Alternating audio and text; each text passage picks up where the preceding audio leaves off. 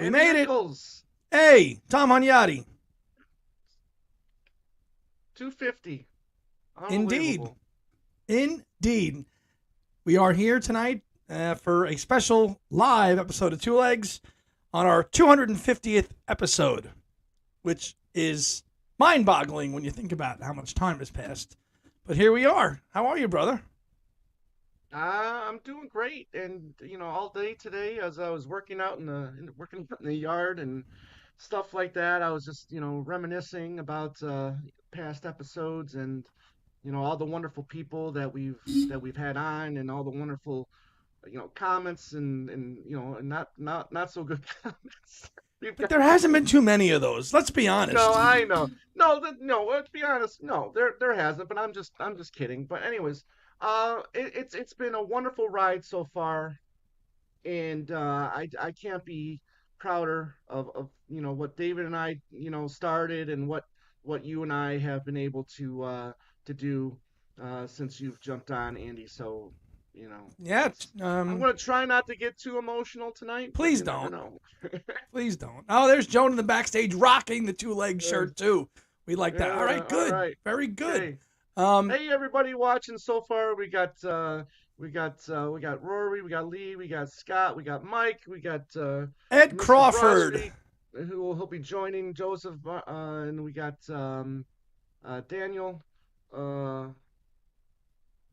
and then my cousin David. He started us off with Yeah, you guys started it in collection. 2016, Yeah. and you was one of the only McCartney podcasts around back then. Well, funny, yeah. Well, that's the funny thing is that it ended up not being the only McCartney podcast No, but we're around, the because best. as I found out, yeah, We're the well, best, yeah, though. anyways, No, not but anyways. We're the best. But go on. yeah, I know, but three other shows were starting at the same time, and but we're still here, and we're still putting on a show on a consistent basis, and you know, I think that's awesome, and the Listen. fact that we're doing this together, it's a great thing. Yeah. Do we listen? Do we get it right all the time? Do we have duff episodes where things aren't great or our tech stuff's not great? Yeah, we do. Okay, but we're not charging for this, people. If you don't like it, don't listen to it. It's free. It's free. It's free. You don't have to listen to it. So but the passion's there still. 5 years on, for me, and it's not going away. We're just gonna dig our heels in Well, and I'm keep on happy going. about that, because I'm happy you said that, Andy, because there are times where you can feel burnt out, on doing this show on a consistent basis. And I'm not saying that you do. I'm just saying it's possible. Things like this. I mean, there's times where you'll feel like, I'm not really in the mood. I'd rather do something else. But once we get started, it's just like, such an escape, from everything, and Yep. getting to do the show, and I couldn't have found a better co-host to do the show with. So, hey Tom, how you doing? Thank you for that. Thank you, Mr. Liverani. But Yep. somebody got one hand clapping already. Scott O'Rourke got one hand Yes. clapping already. Wow, Yes, you jealous. got one. Yeah, I'm Yeah. hoping that you listened to it and you enjoyed it. Yeah. Yeah, Tom Brennan. Brewer, Yep. Brennan, thank you, He goes Brewer. back. Thank you, Ellen. Thank you, Tom Ellen. Brennan. But Yeah, Alan. Yes. we opened up our show here, and we sent out a link to some of our friends and family who wanted to jump on Yeah. tonight throughout the evening for a minute or two, or for however long they want. And we've got a couple people backstage, and we're gonna bring them all on right now. So in, I don't know what order, but we have from Fans on the Run, Joan Borelli, who is like the biggest and best, most diehard Paul McCartney fan I've ever met in my life. Beatly Tone from the UK, Kid O'Toole from Chicago, and my mom and dad from their couch. Bring them up first. Let's bring them up first. Here we go. Hello, Mother. Hello. Hi. Hi, guys. Hi, guys. How are you? Good. How you guys doing? We are good. We are good. How you doing, Mom? I feel like a celebrity. I'm on two legs. Let me Go Let me ahead. ask. What do you make of all of this? I mean, do you talk to Andy about this at all, or does he talk to you about it, or I mean, You what know, do you think of all this? I think it's great. I think it's absolutely phenomenal what you guys are doing. And but I have to say, like, I'm not um as well bred about the McCartney and all that other stuff as he is. I mean, he just took something that we introduced to him as a little boy and just went, he just grabbed it and ran with it. He's amazing. I mean, my father used to Yeah, say he knows more about the Beatles and Paul McCartney than they do about themselves. right. And it's the truth. As a lot of people, as a lot of us do. Yeah, I think it's fabulous. I think it's a great thing, and I'm so happy to see him on TV and on YouTube or whatever. I'm from the older generation, so Yeah, but you're young at heart, Mama. I am. But and so this is all new. This is all new to me. Mm. And here comes my better half. There he is. Daddy, how Hello. you doing? Hey, Dad. Peace and love. Peace and love. Who are you, Ringo now? Just want to say congrats on 250. That's right. Thank you. Thank you. So Mr. Nichols, he joined us August 13th of 2022, and we just had a chat with him about just being a fan at that time, being 70s and just an OG Well, he's fan. way older than me, so he remembers a Oh, lot he's more way than I older. Way older. I wasn't born in '64 when the Beatles came. No, I'm just kidding. I'm kidding. I'm kidding. No, thank you. Because without you introducing it, I wouldn't have it any of all. I know you lit a spark. You lit a spark, and I ran with it. And boy, did I run with it. Yeah. Oh, yeah. Music was always your best friend. It was you just loved it. It was it was your way to relax when you came from school. If you had a hard day, you put the music on and on your little Fisher Price phonograph, and seriously, like since he was like little. I know. Trust me, I know. I had one. You had one too? Oh, Yes. absolutely. Yeah. I'm going to surrender the camera to Mom. All right, Dad. A good show. Thanks very much. Thanks for popping on. Yeah, it's I was able to start a fandom of music just from a little record collection that my dad had. Yeah. And loved it. The proximity to New York, I've always said, was a big thing, like John Lennon and all that. I was drawn to it and learning I about have to admit, everything. Andy, I was not into music as much as I liked music, but not like Daddy. Top 40. You were the top 40 girl. Give me the bubblegum music of the 60s, right? That's what you want. Oh, we lost you a little bit. Well, I like the '60s and this. Like I was, I was born in, I was born, before. I'm not going to tell you when I was born, but I resonated with a lot of stuff from the late '60s to the '70s. All right, so you and Daddy's 5 years older than me, so that 5 years was a big difference, Yeah, but without it, I wouldn't have had any of it. So no, that's true. It's true. Thank you, guys. Yeah. Well, I hope you guys have a great 250th show, and just thank you for having me on it. Thank you, guys. Thank you for popping on. And thank you for commenting the last few shows as well. Yes, Mom's all into the live now. Yeah. She likes the live. Yeah. Well, I'm getting used to it, as the man says, without whom would not it be? And that's you guys. So thank you. Oh, I love you, honey. Love you too. I'll talk to you soon. All right. Bye, guys. Enjoy your show. All right. Thanks, Mom. Thank you. All right. Bye-bye. Bye. All right. Cameo from Mom and Dad. Love it. Love it. Love it. Yes, let's bring. Awesome. Yeah, it was great. It was great. Let's bring everybody else up now. We've got Joan, Beatly Tone, and Kit. Okay. Boom, boom, and boom. Here they are. Hey. Hi guys. Awesome. Thank you, Tone. Thank you, Tone. Thank you, Joan. Thanks for coming on tonight. And Kit, thanks for being here at the start. I'm sorry we had to bump it up on you, but thank you. It all worked out. I'm just thrilled to be here with you all, and congratulations! I can't believe it. 250 shows. My goodness. I can't believe it either. Kit, I mean, as people know, I mean, I'm sure a lot of stories are going to be repeated here from past celebrations and whatnot. But people, if you're new Kit was our first guest back in January 15th of 2017. First guest. She was it. You never forget your first, is what they say. And and I am so glad and honored that it was Kit, because she calmed me down, and we had a great chat before we even hit the record button. But then when we did hit the record button, all the trouble began, because once David started editing the show, he found out that my internet connection sucked, and he had to do about over 200 edits to the show in order to even make it listenable to put out. Oh, it was so much fun. I knew we were going to be friends because we talked off camera, and we were talking about all different kinds of music. And I remember specifically we were talking about soul and R&B. And I remember you said, "Do you like Maxwell?" And I'm like, "Do I like Maxwell?" And I'm like, "Okay, this guy's awesome." Right. And so I knew we were going to be friends. And it was so much fun to do that interview.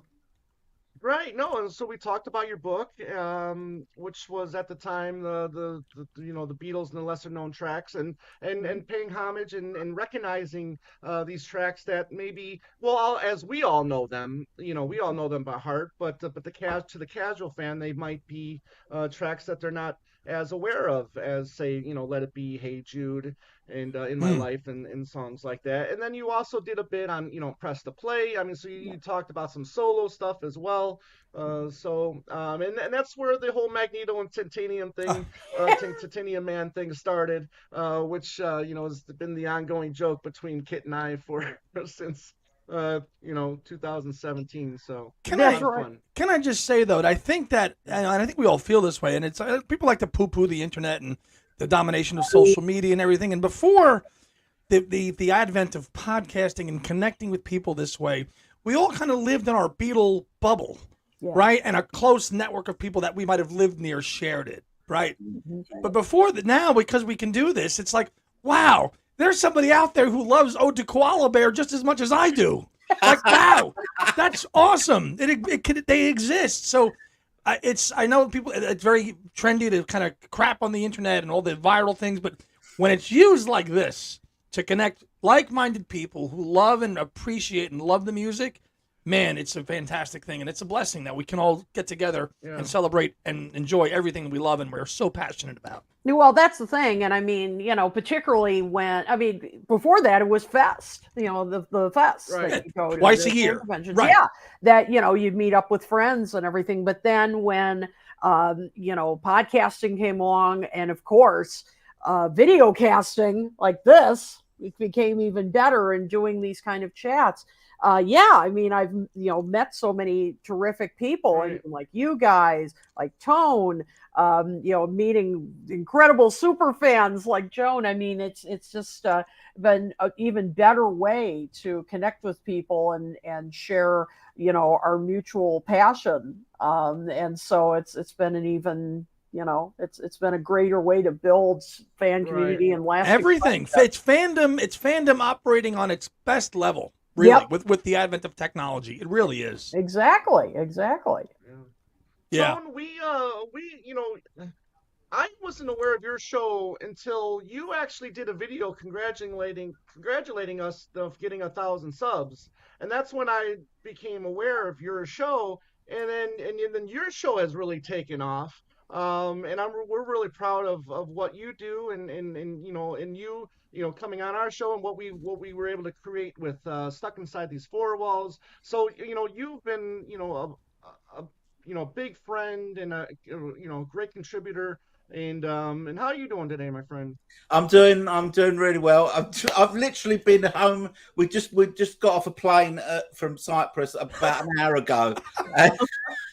And I really wanted to come on the show and say a big congratulations for 250. It's great achievement. I love you guys, and Kit and Joe, all you guys that are, I'm sort of, the relative new kid in town sort of thing, and you've kind of let me into your circle of friends, and I love it. So big love to you guys. I think you're brilliant. Tone, thank Oh, you. thank Thank you. you so much, Tone. Tone, did you happen to get a copy of the Mind Games from the Lennon estate? No. Okay. No, I haven't got enough subs for that. Okay. That's all the videos trending You're- today. Oh no, you didn't get it yet. You're kidding. No. I'm not special either. Okay. All right. We're not worthy. Nope. Not only did I not get a copy from the Lennon estate, I haven't even had a shipping notice on one hand clapping yet. Me Neither. either. Nobody No. has. Joan, Joan, not you either. No. Oh, No. but some people got it today. So it's like Scott O'Rourke, he got it today. Maybe I don't. Yeah. It's out there. So yeah, we got that stinks. Yeah. I'm getting worried. Anyways. Yeah. Well, really. Tom and I were talking earlier. We might be tempted to order it on Amazon tonight or tomorrow to actually have it in our hands on Friday, so we actually have it. I'm Joan, thinking I know you. about it. Joan, I know you've thought that. Right. I know you've thought about that. I thought about it as well, but they don't. But they don't have the one with the 7-inch EP, do they? No. Correct. No, that's just MPL.com, or whatever. Anyways, but Joan Borelli, our girl on the scene, very special guest, very special friend that we're finally able to meet this past February and hang out with, have a wonderful time. Yep. And doing the chats with you on all of these live events. And speaking of live events, right? I mean, you're gonna make a note. Don't tell us You're yet. going. I know you're. You're going. You're going. I know you're going. Tell us, Going. Joan, are you going? Are you going? Uruguay. I'm going, but I am insanely going because the dates fell at a very bad time for me to travel. So I'm going to go, come home, and go back. Really? Wow. So it has been insane, like it always is, buying tickets in a foreign country. The tickets for Montevideo in Uruguay were very easy. It was just like we do on Ticketmaster, anything, choose your seat, hot sound package, boom, pay, done, good. But Argentina has been a different animal, but managed to get seats for the first show. They announced the tour, and the tickets literally went on sale within an hour. And I was in my car, but my fans on the run friends were on the phone with me. And what about this? And what about this? So we got those tickets. And then this morning, I sat down on my computer to start working, and I got a message. He added another show. Hurry up. Jumping on the computer. Oh, and of course, nobody else's credit card but mine ever works, so I have to buy the ticket. Oh, bless your heart. But it's okay. Oh my goodness. No, I don't mind at all. These are all really good friends. So, Right. we were like maybe about 10 minutes ahead of the big announcement on social media. I don't know how she saw. She just happened to see a tiny little notification. So then we jumped on and we bought tickets for the second show. So yes, definitely going to Montevideo and both shows in Buenos Aires, and then I'm going to come home and go back. Wow, Yeah. that is Now, dedication. yeah, it was kind of weird because he played Brazil earlier, and now I thought would have made more sense to do this whole South America tour at the same time. But either way, I mean, it's still a great opportunity for fans all over the world to travel and see Paulie. I'm guessing when they bring all of the tour equipment and everything to one continent. And, it made sense before they move it off to like some of the other places that are being rumored. Japan, I heard Hong Kong, I've heard Singapore, I've heard Paris. Okay.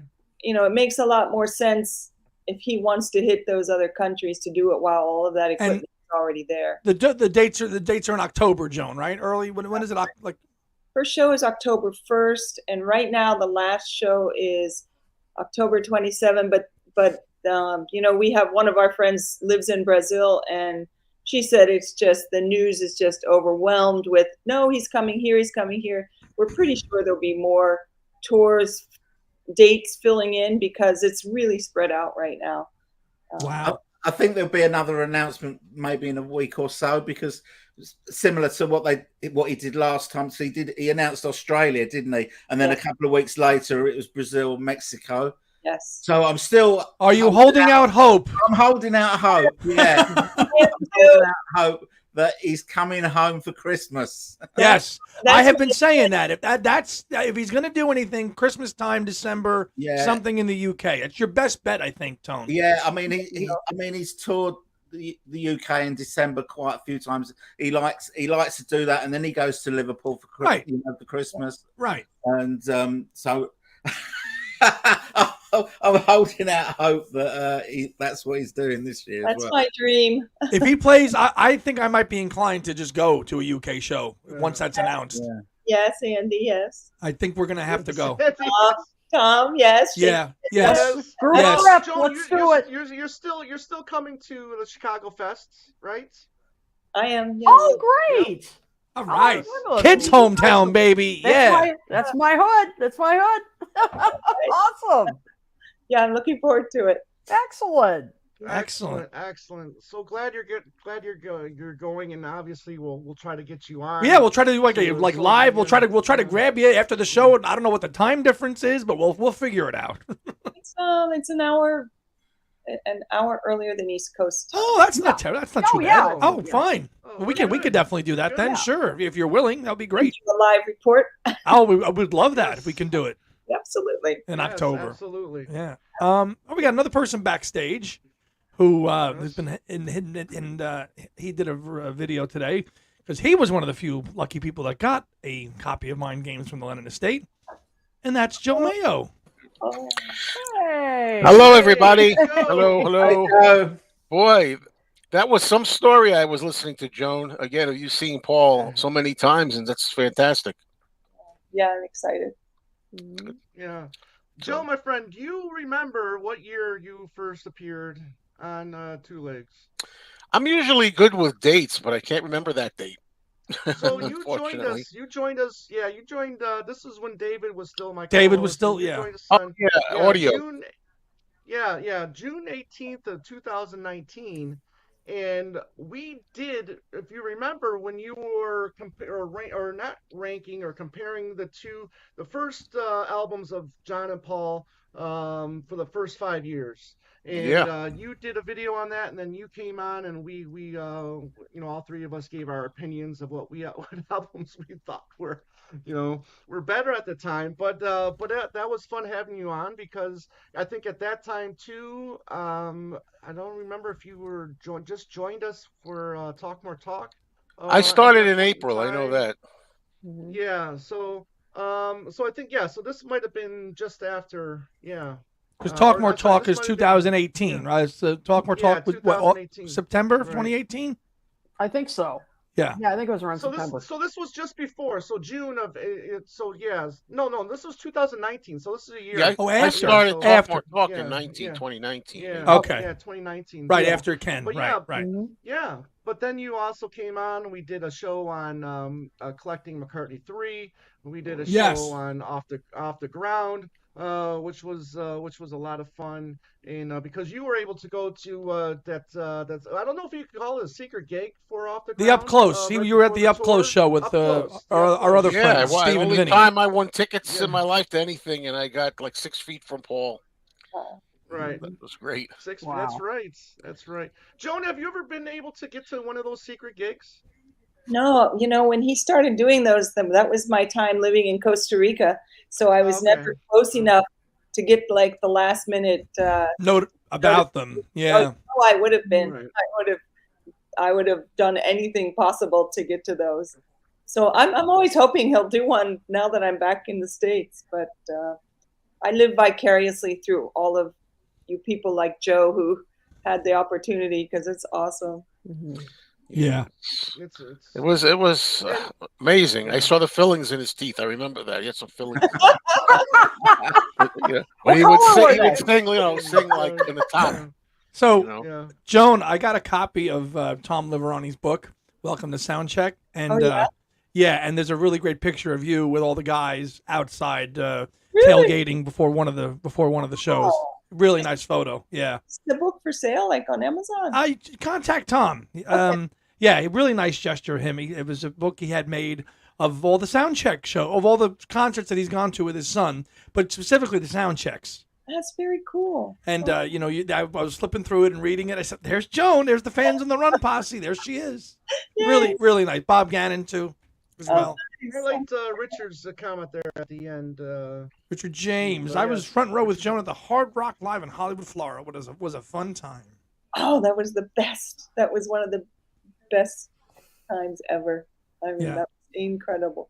Are we surprised that it's like South America stuff again? Because I'm thinking, wasn't thinking it would be that area again. No, I was shocked. Right, Kid too. You were as well, Tom. Yeah. I thought it'd be Europe this time, but he's obviously saving himself. Yeah, I was holding out, and finally said, I have to stop putting my life on hold to get a Paul announcement. And literally, like 2 days later, it came. Of course, boom, right. One stateside gig so far, and then of course that was just the Jimmy Buffett tribute show, which you were at too. Yeah, that was really fun. Only 2 songs, but it was fun. What was the other song other than "Let It Be"? Margaritaville. Okay. Oh yeah. But I made a sign that said Macaritaville. Yes. And I held it up. And he came out on stage with a margarita. And he saw it, and he pointed, and he said, "Cheers!" Oh, I bet he loved it. That's awesome. All right. Enough of this Paul talk. We got to talk John for a second. Joe, come on, spill the beans, buddy. Yeah. Come on. Joe, I'm halfway through your video. I got up to intuition, so I know the unhappiness with the horn cutting, and I got to agree with you, buddy. What's going on there? What are we cutting horns for? Well, I said I'm having a dilemma because this is the first time I have to be a little critical about these. I'm not too pleased with this at all. Ooh. But after listening like 3 or 4 times, I'm getting to enjoy it for what it is rather than what I kind of think it should have been or what I missed from the other one. You know what I mean? I'm used to hearing the original version. Of course. And I'm like, why isn't this on this? And why does this sound different? And I'm like, once I get used to it, I'm thinking, it's not bad. But it's just what I'm used to for 50, whatever it is, years. Yeah. Mm-hmm. Okay. Yeah. So, all in all, I can't wait to get it. So, I'm going to hold off to watching your review because I just want to, save, and take it in, and then I'll watch it, obviously after that. But I don't want it to, have mixed feelings with it either, because I don't want to. We love horns, but we love horns. And Don't say it. Don't say it. Yeah. No, we're not going to say it. Not going to say it. But really, because I don't want to, me, Mr. Mayo, and I don't want to be negative about these. When I'm excited about these things. But I try to be fair. And people are always saying, "Oh, if you got this for free, you're going to be shilling and you're going to be." Praising the thing, and I got a free gift early, but I did also pre-order that 1,350 plus shipping cube, so I paid for it. The right to. We certainly did. So tell me this, Joe. Do you think that the Lennon estate did this purposely 2 days before the McCartney release, just to stick it to him? First thing I thought of, Tone, go. No, that's the first thing I thought of as well. Good question. I thought it would take it's the timing is to take the shine off one hand capital. Oh, come! I might be being cynical. But that was the first thing, and then I thought, nah, they wouldn't do that. I think it's the other way around. I mean, why? You had the Lennon thing coming out. July 12th? It's coming out, so they put One Hand Clapping out in June 1st. It's great that it's all coming out. Yeah. And it's not like it got released today. It just got sent out to a few people today. That's all. Right. And I tell you, and again, I took a ride again. I had to take a drive, and I put on the outtakes disc, and I'm like, no I'm good. Like, come on, man. I mean, this is just me. I'm like, there's lots of outtakes I love, but I mean, I'm like, come on, man. No, and I think you're Well, right. I know you're right. I think Sean does like the fact that you're like, you're not just going to say, "Oh, I love it." If you're critical, Yeah. he wants that. He wants to Well, hear that's it. why, because he contacted me just by, he said, I want to thank this guy because he liked the Give Me Some Truth review that I did. Mhm. And in there, I was before I knew that he was watching it, I was criticizing that the horns were taken off steel and glass. Yeah. Right. And he said, "Well, I appreciate you noticing that, and I like you to be honest." And and I just thought to myself, "Well, I don't mind too much because Give Me Some Truth is a compilation. Right. So if there's Right. a version of Steel and Glass on there that's an alternate, fine. But when the album comes out, leave it alone." Yeah. Well, now we have One Day at a Time on Mind Games. There were no horns. And I'm really bummed out to hear they took out that little synthy ending of Isumacen. I did not. You know what? Yeah, I don't know. I know exactly what you meant. I know I exactly don't know what to you meant. call it, Andy. Yeah. But It's like I think it's like a Moog synthesizer. That little echoey thing. Yes. Yeah, it kind of goes like it wavers, like it reverberates. I think it's a Moog. I think it's a Moog. And all you get is at the end now, it's just like whoop. It's like one. And it cuts, and it cuts like, I don't like that. That's a weird Yeah, thing to edit. I wonder, who would come up with that as a suggestion. We've got 3 whoops, but let's cut it down to 1. Why would they do that? Why? What's the point? Exactly. What is the point? Yeah. What's the point? I'm just guessing that Sean is not well. Some people don't like, you've heard, right? Some people, they don't like saxophones and things in rock music. I don't think he does too much. I'm guessing. Mhm. Well, John used a lot of sax, on his stuff. So I just hope it's not going to be like, let me get in there and now I'm just going to, modernize everything the way I want it. I don't know. Yeah. I'm just guessing there. I don't know. Well, You I'm imagine happy- hearing it so. Can you imagine hearing it so hard without? Oh, Right. Well, that was No that way. was left alone, right? Yeah. Well, it had you to. can't. You have to leave that because it's so Yeah, ingrained into You the can't song. take the horns out of that song. Oh, it better Exactly, not. Right. Yeah. No. Yeah. They'll be hearing from me if they do Yeah, of that. course. Yeah. Yeah. That's Because- Joan, ridiculous. Joan, when was the first time you were aware of one-hand clapping? Did you know about the bootlegs from the past, or when were you first aware of this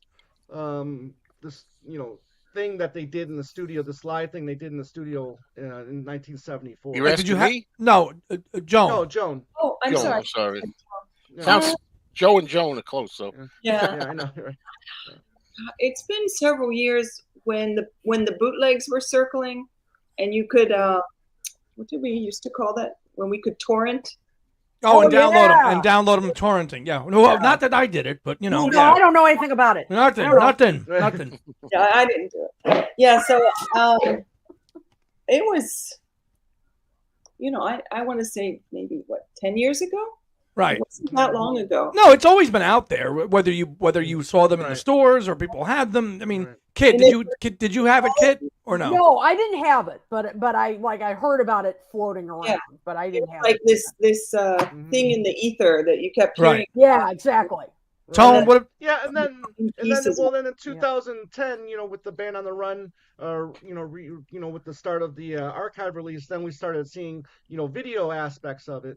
Yes. But Tone, how Snippets, about though, you? but that Yeah. again, that archive series is so like they just cherry pick and throw things on. It's not Right. It's not a cohesive thing. It's So, Tone, did you have one hand clapping at all in your record collecting days? I didn't know. I didn't. I'd heard about it that it happened, but I'm not a big bootleg person anyway. Right. I have a few. I've quite a few, but I don't sort of actively sort of seek them, and never have really. So I've never had a one hand clapping bootleg. So I'm really looking forward to the official release. But Yeah, Friday, baby. Let's go. Let's get those shipping notifications. I hope Come I on. can get it on time because I keep telling people that my car brakes are going. I needed to bring the car in, so I made an appointment for Friday, forgetting, as I forget so many things these days, that's the release date of One Hand Clapping, and I wanted to try to go to one of my stores where I usually can get it the day of, maybe even earlier. And it's, Yeah, because they've given it to you a day or two too. yeah, before, and right? again, it's not my regular store. They don't even get new stuff, No. except for record store days sometimes. Mm. But yeah, so I'm like, oh geez, but I got to bring the car in Friday. And the car's going to be in the shop all day, and I don't know how I'm going to get to the store. I just want to make sure I get it. Don't bring the car in that That's right. day. Yeah, Robert has to call Priorities, and tell him to pick Joe. it yeah. up. Oh, Priorities. I know about. I know all about All right. priorities, except in this case, We I don't want the rotors to go. No, you don't. You got to take. Listen, you can't get around. You can't get around. You got to have wheels. I get that. We have somebody else in the backstage area who I'd like to bring up, who goes back to the very early days, pun intended, of Two Legs. Probably the first fan of Two Legs, if I'm right, Yes. because it goes before me. Yep. Let's bring him up, and that is Ed Crawford, better known as Call Me Mr. Broadstreet, the world's biggest Give My Regards to Broadstreet fan, bar none. And here he is. Hey, Hello, Ed. Good to see you. It's Hello, a Ed. little bit of a reunion, Hey. and of course, the folks I haven't met yet, at least in person, but got my swag right here. All right. Yeah, I think so. Alright. I'm trying to remember. I'm trying to remember if it was the first episode or if it was pretty early on. It was either the first or the second episode, but we used to post on the Paul McCartney forum on the website. So the first I would say maybe 10, 12, 20, even 20 episodes, David would post the episodes there, and then first person that we heard from was Ed Crawford there, Mr. Broadstreets, and he just kept on saying, "Keep going, man." He just kept on giving us signs of encouragement, and we really appreciate that. So. Did you bring this? Did you bring the box? Did you? What do you got? And You got something right you here? messaged me, Ed. You got something that you did not know existed? Do tell. Hold on. Yes. This, Broad you know Street I'm going related. Hardcore. When the gloves are getting broken out, you know I'm going hardcore. Oh, Whoa. God. It's Oh, the my artist God. in me. It's the nerd in me. Yeah. I might have to highlight Ed's screen here so we can Yes. see it better. Yes. Let me see if I can change. Let me see if I can do that. What do we got there? That looks like a mug. Yes, it is. Yes, it is. So that's the name of the brand right there, then, right? That's the name of the brand. I need to try to make him bigger so I can see this here, so everybody can see him better. Let me see if I can do this. This I did not know existed till a couple months ago. I'm trying to see what it says. It is a mug. Yeah, A solo layout. Solo layout. Broad Street. I always give my regards. Hold on. Here we go. Here we go. There Here we we go. There you go. What do we got there? That's a give my regards to Broad Street. Oh, It's a mug. cast and crew mug. Wow. Oh, it's a cast and crew mug. Yes, Oh it my is. gosh. Water Two. from top. It's Love Paul, and Linda. Wow. Yep. I don't want to drop this, So but it's yeah. personalized. It was personalized to this dipple. Dipple. Yeah, cool. I don't know who it is exactly, but you know what? It's Hey, right there. That's That the- is amazing. Holy crap. Wow. yeah. Very cool. And now Ed is going to pour a beer in there and start No, drinking no, on it. no, no, no. Now you have to christen it, Ed. Joan, would you be too scared to drink out of that glass or no? No, I You would. I would say cheers. There, that a girl. That a girl. You know, I'm no. It's, I know you have it in you, Ed. Come on. Come on, Ed. I can't do it. I can't do it, guys. I'm sorry. It'll No, taste I can't do better. it. It'll taste better out of that glass. Well, the man put white gloves on. I don't think he's going to drink from it, for Christ's sake. No. I don't even want to get prints on it or anything. Oh, God. I'll eventually get like a replica, maybe of this part here. And Yeah, have somebody make one. So, but you Yeah, didn't even know it existed, huh? Wow. I had no idea until about a few months ago, and then I was like, "Please don't be sold out. Please don't be sold out. Please don't be sold out." Prop Store UK. They had the red jumper for Broad Street. They had the red sweater, sweatshirt, whatever you call it, Yeah. and that was already sold out. So I was like, Well, man, this. It was great to meet you in person in February at the New York It Fest. was awesome to meet you guys. I mean, We had a grand old time. Andy, John, Andy, Tom, good to see you. Joan, good to meet you. Yes, we did. We did have a good time. Was I think I was getting lunch at the cafe line, right? And you spotted me. You were like, Yeah, "Hey, Nicholas yeah. from Two Legs." I said, "Yeah, how you doing?" We sat down and we ate lunch. Nice. Yeah, it was pasta if I remember correctly. But yeah, you were setting Yes. stuff up. Yeah, Best That was- part, To Chicago? best part of it. Yeah. yeah. Going to Chicago. You're not going to Chicago though, right? No, I've got No, stuff to no. pay off. Well, you just paid for a mug, so I mean, Yeah. you know, Yeah. you Well, know, you know, come to my kind of town. Listen, Joe and I have But listen- Joe and I have crates coming. Okay, we got enough to Right. pay off. Yeah, that's Not crate, cube. What is it called? It's not a crate. a cube, an It's expensive a cube. Oh, the Yeah. crate's back there. The crate, Yeah. the crate's over there. Oh, okay. Yeah, no, piece of I'm, furniture. I would love to have gotten the cube, but when I looked on it, it was like 77 left. I'm like, oh my god! And then I look again, sold out. I'm like, nah. I'm gonna get whatever, kind of like the Imagine box set that I have up there somewhere. You know, like the whatever, 6 CD version. That's the one. The one, yeah, the That's what I'm standard. getting. That's what that's what it looks like. Everybody else is going, Yeah. but as good as that weekend was, I gotta tell you, Sunday night about 12:30, into Monday morning, was probably the funniest.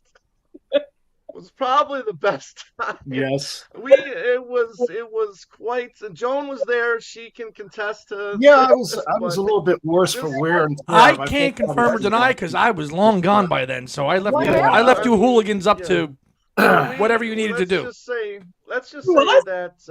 Look at this innocent face. Let's just say their pictures do exist. I'm pulling them up now. Well, there's one of Saturday night of all of us. Hold on.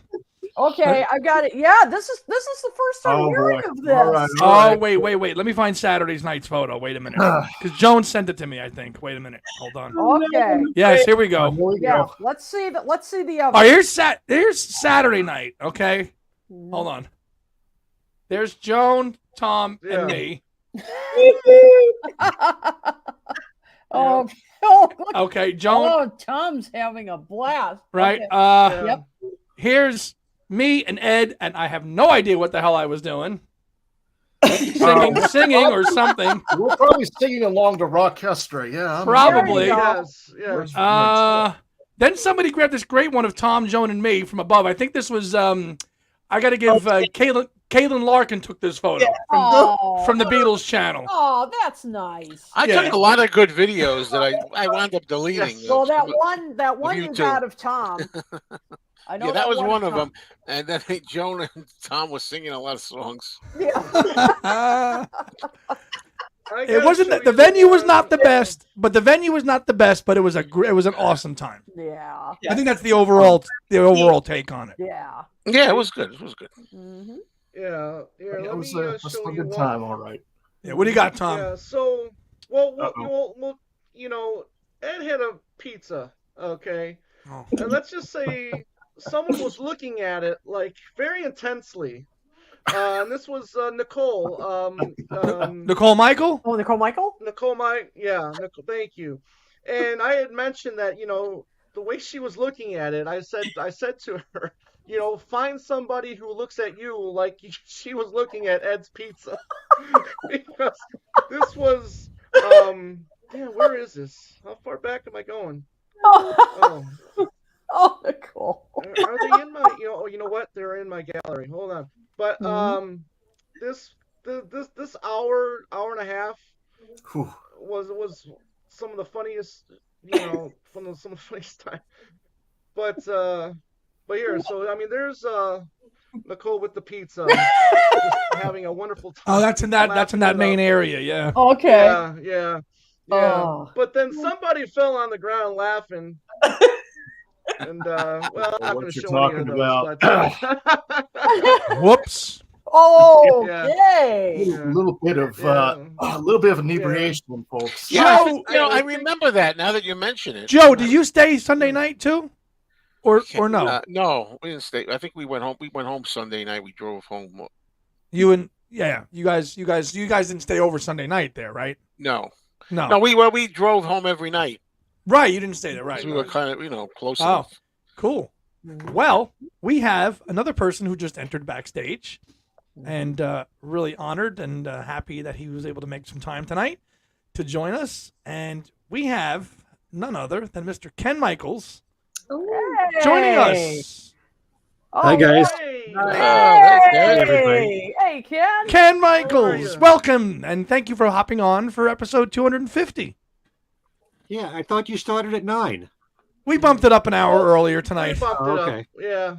Yeah, So Yeah. Andy's parents joined us there for a few minutes, and so that's when that's when he arranged it to start. But the great thing is we're going to be on for a while, so you guys, everybody can pop up whenever they want. Yeah, we're not going anywhere. We're not gonna do a Joe Mayo-esque like 2-hour thing on a Sunday morning from like the church or wherever he is, or the prayer room or the Bible room, wherever that room is. Oh, the detention center. Whatever. But anyways, Ken Michaels, I Ken. was having chats with Ken Michaels before we even started, or before David and I started Two Legs, and I called him up a few times at his where he was working at the radio station. I think you were working at what was the name of the Connecticut, or It's WNHU. WNHU, yes. Yeah. And I just asked him for some advice and whatever. He was nice enough to give along some advice, and it was big help, and grateful for that. And one more we can play Hollywood Squares. There you go. Jones in the middle. But I gotta tell you, discovering Every little things we thing. said today, both that and things we said today back in 2012 was a huge influence on me starting the Two Legs. So I want to thank you for that, Ken. And you've appeared on the show several times. I think you've actually appeared on the show most. I think we gave you your six timers coat not too maybe a couple. I'm still waiting for the coat. Yeah, I'm waiting for I'm waiting to be back on Ken's trivia show, but I don't think that's happening. Well, it could happen. I haven't done a trivia show for a couple of months now. I've been giving it a rest, and to tell you the truth, sometimes it's not always easy to get 3 people at a certain time. Yeah. And the person who has won, unless they've made it to 5 times winning, of which you are the only one. So far, Joe was close. Yeah. Joe, a lot of credit here. That means that person has to keep coming back. So I have to see if that person's schedule works out first. And then I got to find out if I can get 2 other people. You'd think that it'd be easy to get people for the trivia, but a lot of people who are extremely knowledgeable, I think, are afraid to play it.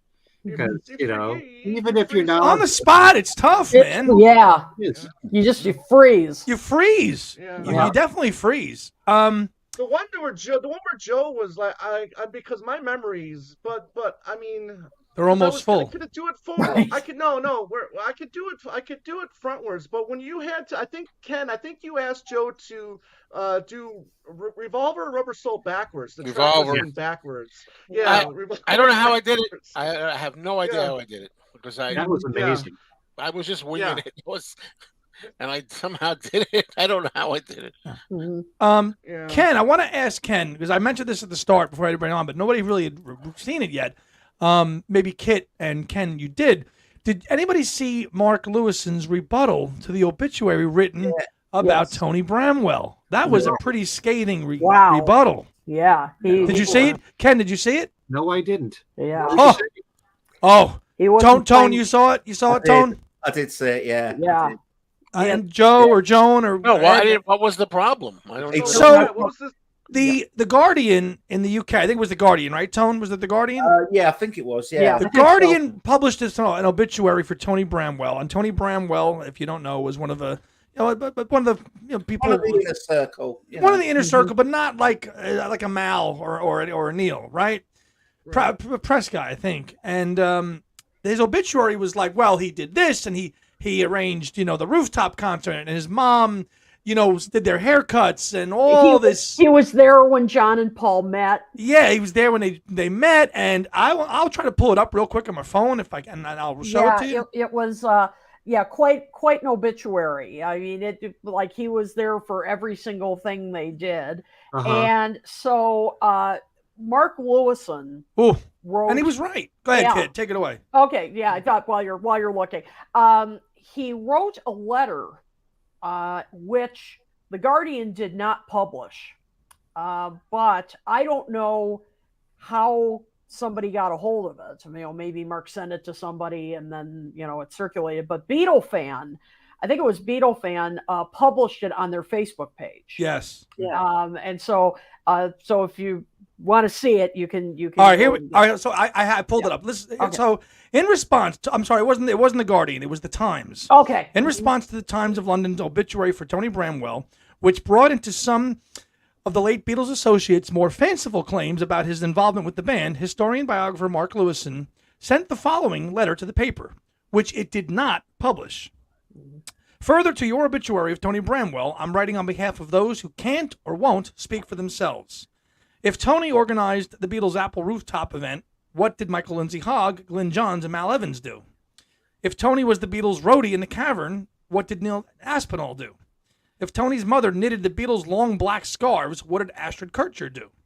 If Tony was put in charge of Brian Epstein's film company, what did Vivian Moynihan do? If Tony directed the Beatles' promos between 1965 and 67, what did Joe McGrath, Michael Lindsay Hogg, and Peter Goldman do? If Tony ran Brian Epstein's Sunday concerts at the Seville Theater, what did Vicky Wickham do? If Tony formed a company and persuaded Harry Saltzman to commission Paul McCartney to write the Live and Let Die theme, what did Ron Cass do?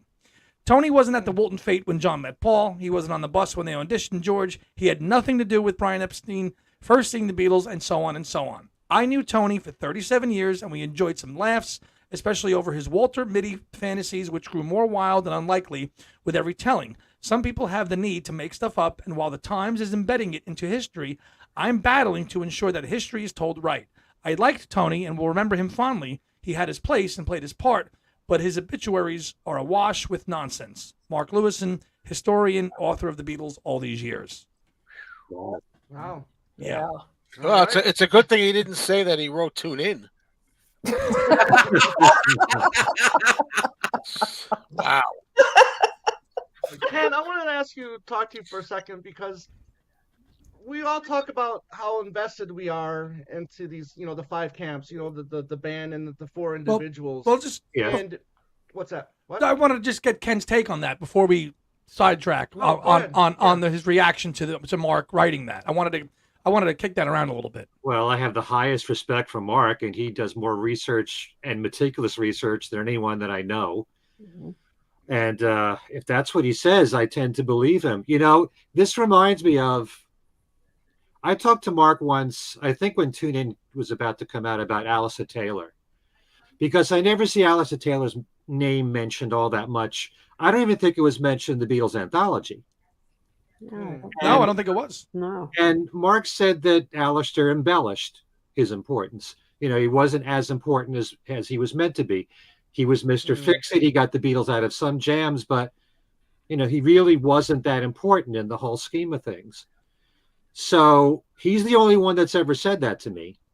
I met Alistair. He couldn't have been nicer, but he wants to set the record straight. And he does so much research in the work that he does. And I have nothing but the highest opinion of Mark Lewison. I just want to say we've been pretty blessed and the last several years to have authors like Mark Lewison, to have Alan Kozin and Adrian Sinclair do their work, Bruce Spicer, of course, Ken Womack. We've had some of the best writers, and they've done so much research, and their work is stellar. So I kind of take his word for it.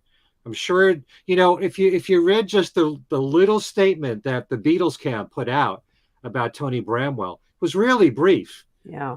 And something came from Paul McCartney. He did PR work for us. We had a lot of good laughs.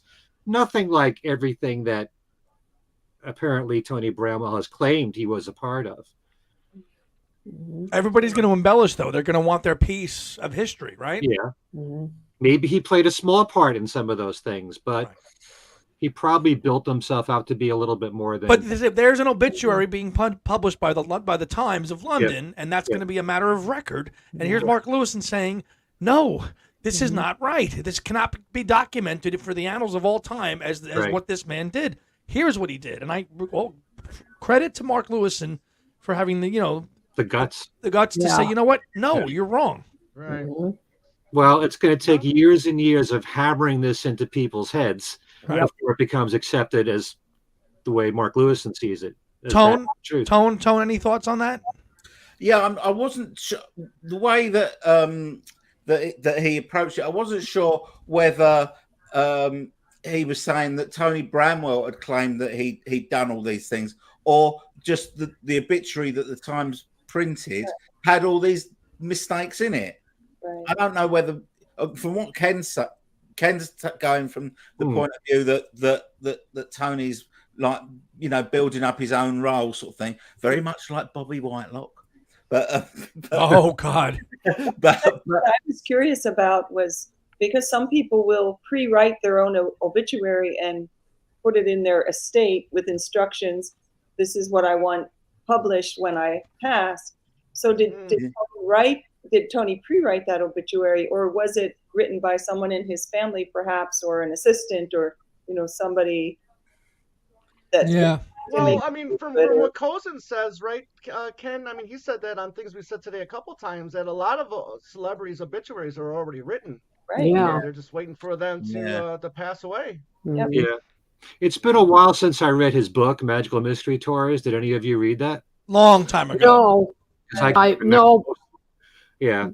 Yeah, because I've heard there are a lot of inaccuracies in that. Yeah. That he shall we say overinflated his role in the Beatles story. I mean, I've heard a lot of accusations of that. Because he's done a few of these little cheap hour and a half documentaries on the Beatles that you'll see on like Amazon Prime, or these bootleg documentaries. Oh, they're such crap, though. Yeah. But I mean, if he was such an inner circle person, you would think that he wouldn't have done those little cheap. Well, then he really wasn't. Right. Yeah. The connection with Paul, he did maintain a working relationship with Paul, though. I know that because in one of the books, he was still, I think he kind of told Paul London Town was not really that good, and that kind of, because he was still doing some PR work for Paul, as I read it in one of those kind of vanity books, and Tony Bramwell, I think, did some PR work, and he was like, oh, this wasn't so good, and Paul didn't like that, and that was pretty much the end of Tony Bramwell and Paul at that time, because he knocked London Town. Right. Well, as we discovered when we interviewed Chris Welch, right? He knocked one of his concerts, I think, was it '79? He knocked one of his tours, and that kind of pretty much stopped any kind of association with the McCartneys. Yeah, but that was recent Beatle news, and I know Ken is like the guy for the news, and I wasn't sure, and I'm sure it'll, if you didn't see it, you'll see it eventually, and I wanted to bring it up. Yeah, that's really interesting. Yeah, take a look at the Beatle fan Facebook page. Yeah, it's on there. So go ahead, Tom. Go ahead. You wanted to ask Ken a question. Yeah, because I mean, as we know, like I said, I mean, we've all invested many years, reading, researching, listening to the five camps here. And Ken, you're one of the people I know that has invested the most time with your radio show, and and all your YouTube channels that you do. I mean, for you, for 40 years of doing this, how do you keep it fresh? How do you keep going? How do you keep it enjoyable for yourself to keep wanting to do, what you do? Well, for one thing, I was really lucky when I started doing my radio show that I had a radio station. It started on college radio where they let me do whatever I wanted to do. And when I had my first commercial station that took my show, they basically let me do whatever I wanted to do. I had almost complete freedom. I had all these different Beatle games and trivia, like Tom. I did all these thematic sets. What you heard on WNHU was really a shortened version of what I did on WDHA in New Jersey, because after a year and a half, it was a 3-hour show, and the themes that I had were a full hour, not a 20-minute set, which is also what's in my syndicated show. What I mix into my radio show by playing cover versions and family members and side projects and interviews and, anything and everything that's associated with the Beatles could be put into the show. And the radio station gave me total freedom, because on the weekends, the way that radio has worked, and you could say this about television, the lowest ratings are on the weekend. So they do whatever they can to spruce up their programming on the weekend, to draw more people to it, so that if new people discover a specialty show like my Beatles show, then maybe they'll start listening to the rest of the station, the rest of the week. That's what they're hoping for. So if anything, if the ratings are low, specialty shows can really help on the weekend. And so for that, I invented all these different games. I didn't realize that thematic sets would be as creative and as fun as they were. The biggest jolt I had was mixing all the solo music with the Beatle music and treating it all like one catalog, as I do Right. to this day. Right. So, but the podcast world has opened up everything to you can discuss whatever you want to.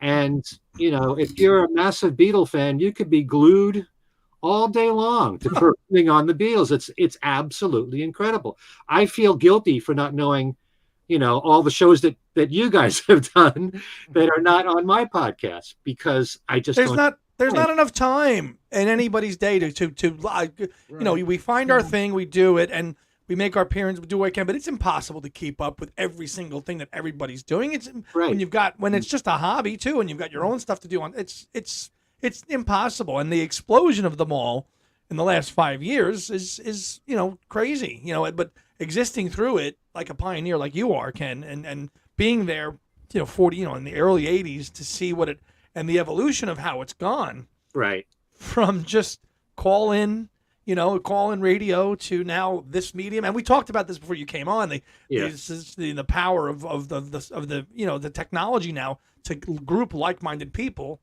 is awesome. And just, you know, 40 years ago, could you imagine doing this 40 years ago? Not at all. That The only good part about it all is that I've noticed, you know, I hate to call it the death of radio, but radio is not as important as it used to be. I have a friend that listened to my show when I started on college radio, and I've known him for over 40 years. And he said, Ken, I never listen to the radio anymore. Everything is YouTube. And I just find that really sad, you know, because if it wasn't for radio, I wouldn't have gotten hooked on all the music that I have beyond the Beatles. Because the hosts were just as engaging or as important to the music. Exactly. Kid, I know kids are nodding. She agrees, because that's what you would listen to. You know, you had your hosts in Chicago, New York. We had them with CBS FM. You listened because you wanted to hear the personality play great music, and that made for a blog. That made for fantastic entertainment. You know, for a few hours, music and a personality on the air. That's a home run, and that, to your point, Ken, is kind of gone. I mean, yeah, there's DJs now, but it's so, and you know the industry better than anybody. So not only is radio dying, but specialty programs are dying. Yeah. And so many radio stations don't have live DJs, or they're only there for morning drive and afternoon drive, and everything else is all automated. It's a wonder why, you know, it's not a wonder why people are leaving commercial radio, and some of them want, you know, Sirius XM. Do you have Sirius XM, Ken? Are you a subscriber or no? You're no. I used to be on there for 6 years. I was on 2 channels. Yeah, I remember. And I was really disappointed when the merger happened, and probably about 80% of the XM people, I was really an XM employee. Yes. Yeah, we were too. But the XM people were let go. And then I always wondered, would they ever start a Beatles channel? I didn't know that anything was in the works. And not only did I lose both my shows, I had my long form show, Every Little Thing, which was on a channel called Fine Tuning. Fine Tuning, channel 70, channel 76. Wow. Did you listen to my show on XM? Damn right. Wow. We had XM in our family since like 2003 or 4 when it first came out. Wow. Yeah. So And Fine Tuning was one of the best channels on that station. Yeah. The program director knew his music. He mixed classical music with pop, with jazz. You know, I can understand you liking Fine Tuning, because they would play progressive rock, you know, and the program director really knew his stuff and how to mix it well. But and he wanted a show like mine that was very different on the Beatles. And then I was on their 60s channel, where I had Beatle news breaks every single week. And I had just Beatle breaks, where I would talk about a specific song and maybe mix that with an interview clip with one of the Beatles. And so I was heard a lot. And then when the merger happened, I was let go. And then pretty soon they hired Chris Carter. They started the Beatles channel. And then, you know. You would have been such a natural fit on that station, though. I mean, come on. The timing was not. Good. Yeah, Go ahead, Tom. because you think about it. I mean, not only that, not only you're playing, this great music, but you've also interviewed some of the most important people in the five camps. Yeah. Talk about that. I mean, you've been very fortunate, and I'm very jealous. But I mean, some of the people that you've got to talk to Henry McCall. I mean, you've talked to everybody, really. Talk about being an interviewer and some of the things that you feel are important when you do interview people like that. I think when I started doing my show, especially on WDHA in New Jersey, I felt it was important. The most important thing is to talk to the people that actually worked with the Beatles. And that doesn't mean that the authors out there aren't important. I'll have Mark Lewison on my show anytime. Oh, yeah. Ken Womack, the people that I mentioned, they're such great speakers. But one of the first interviews I remember doing would be David Spinoza and also Kenny Asher. Yep. These people that worked in the studio with the session. Beatles. Yeah, the session musicians that worked with it, especially those guys in New York that were on these sessions on Mind Games and Walls and Bridges. Yeah. And, certainly with John, George, and Ringo in particular, they would always have Klaus Foreman, Jim Keltner, Ken Asher, David Spinoza is one of the few people that work with John and Paul, and Ringo too. Which John always teased him and said, "That's why I hired you, because I liked what you did on Ram." he said that that was all leading up to working with me. Like, right. Maybe that was like a test run. That was a little taste. Working with Paul was a little taste. That was just that was a little test for you. Now you're working with the big guy. But I love doing that. And early on in the 80s, I had Billy J. Kramer, who couldn't have been nicer to me. He lived on Long Island at the time, and he drove himself to New Jersey, a long trip, to be on my show live at the station. Steve Holly was so nice. I had him on my show a lot. So most of these people, and carrying on into doing my radio show and the podcast shows, you couldn't find nicer people than the ones that I mentioned, plus Lawrence Juber, who is as class act as you can get. For sure. Yep. Between him, Steve Holly, Denny Sywell, and the one time I interviewed Henry McCullough was at the Fest for Beatle fans. He was a guest 1 year there, so I was lucky to be in his hotel room and got an interview with him. That's the only reason I got it. Do you remember what year that was, Ken? Around 2012, maybe 2011. Because I saw him there. I regret that I didn't get his autograph. Why didn't I? Also Gary Van Syok has been Elephant's Memory. Yeah. And Ringo. I've interviewed Ringo 3 times. They're all short interviews, but hey, Ringo. You did. May Pang, in the early years, I interviewed her a lot. She was on the station. Dennis Ferrante was a dear friend who passed away. He was an engineer starting on the Imagine album, a very outspoken guy. Yes, he is. He was not crazy about Yoko at all, and he didn't mind showing that on the air. But he's great in that Lennon NYC doc. He's in that. Yeah. He's a typical New Yorker. Right.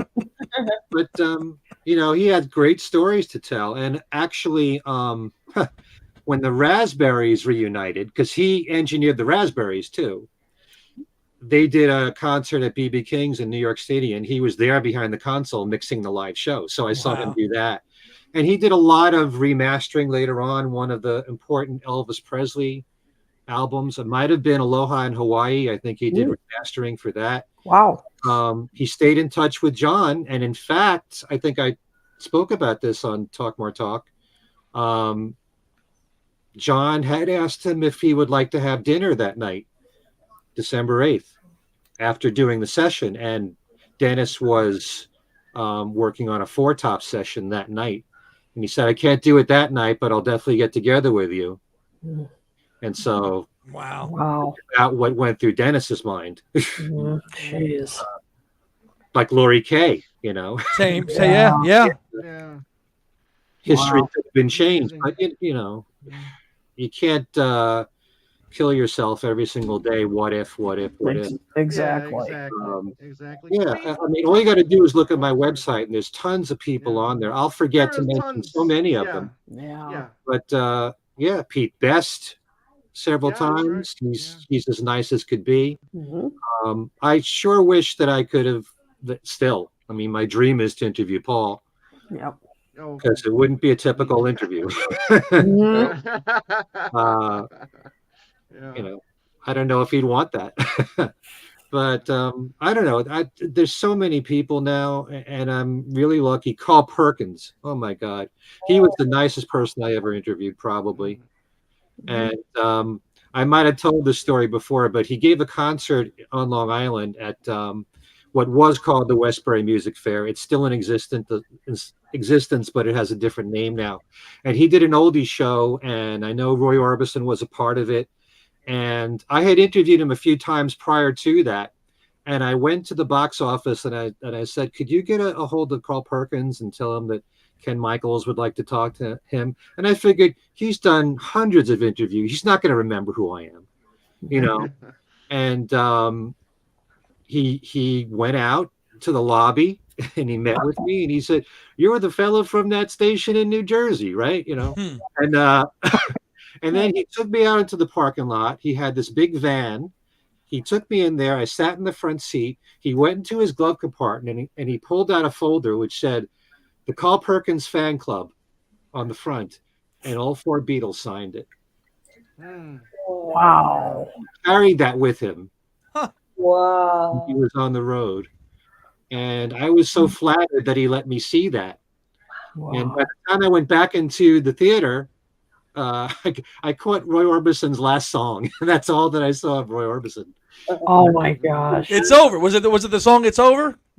No, that's good. That's good. Right and Scared. I think was the last song. That's a great one. Yeah. Ken, going back. Go ahead, Tom. I was just going to say, Joe talked about the Mind Games, and we didn't get your take on. Were you the lucky recipient of a copy of Mind Games from the Lennon Estate? I was not. You should have been, because you love that album as much as I do. I know. I think probably the Lennon camp looks at all these podcasts and all these YouTube channels and sees how many subscribers they have. Yeah. And Beatley, you're doing so well. And I thought Tone would have gotten one. Yeah. Hey Joe, hit up Sean and tell him to get us copies to Tom, Andy, Tone, and Ken and Kit. Yes, please. And Joan and Ed. We're not prolific. We're not as prolific as you, but damn. I wonder what the threshold is of subscribers to get it.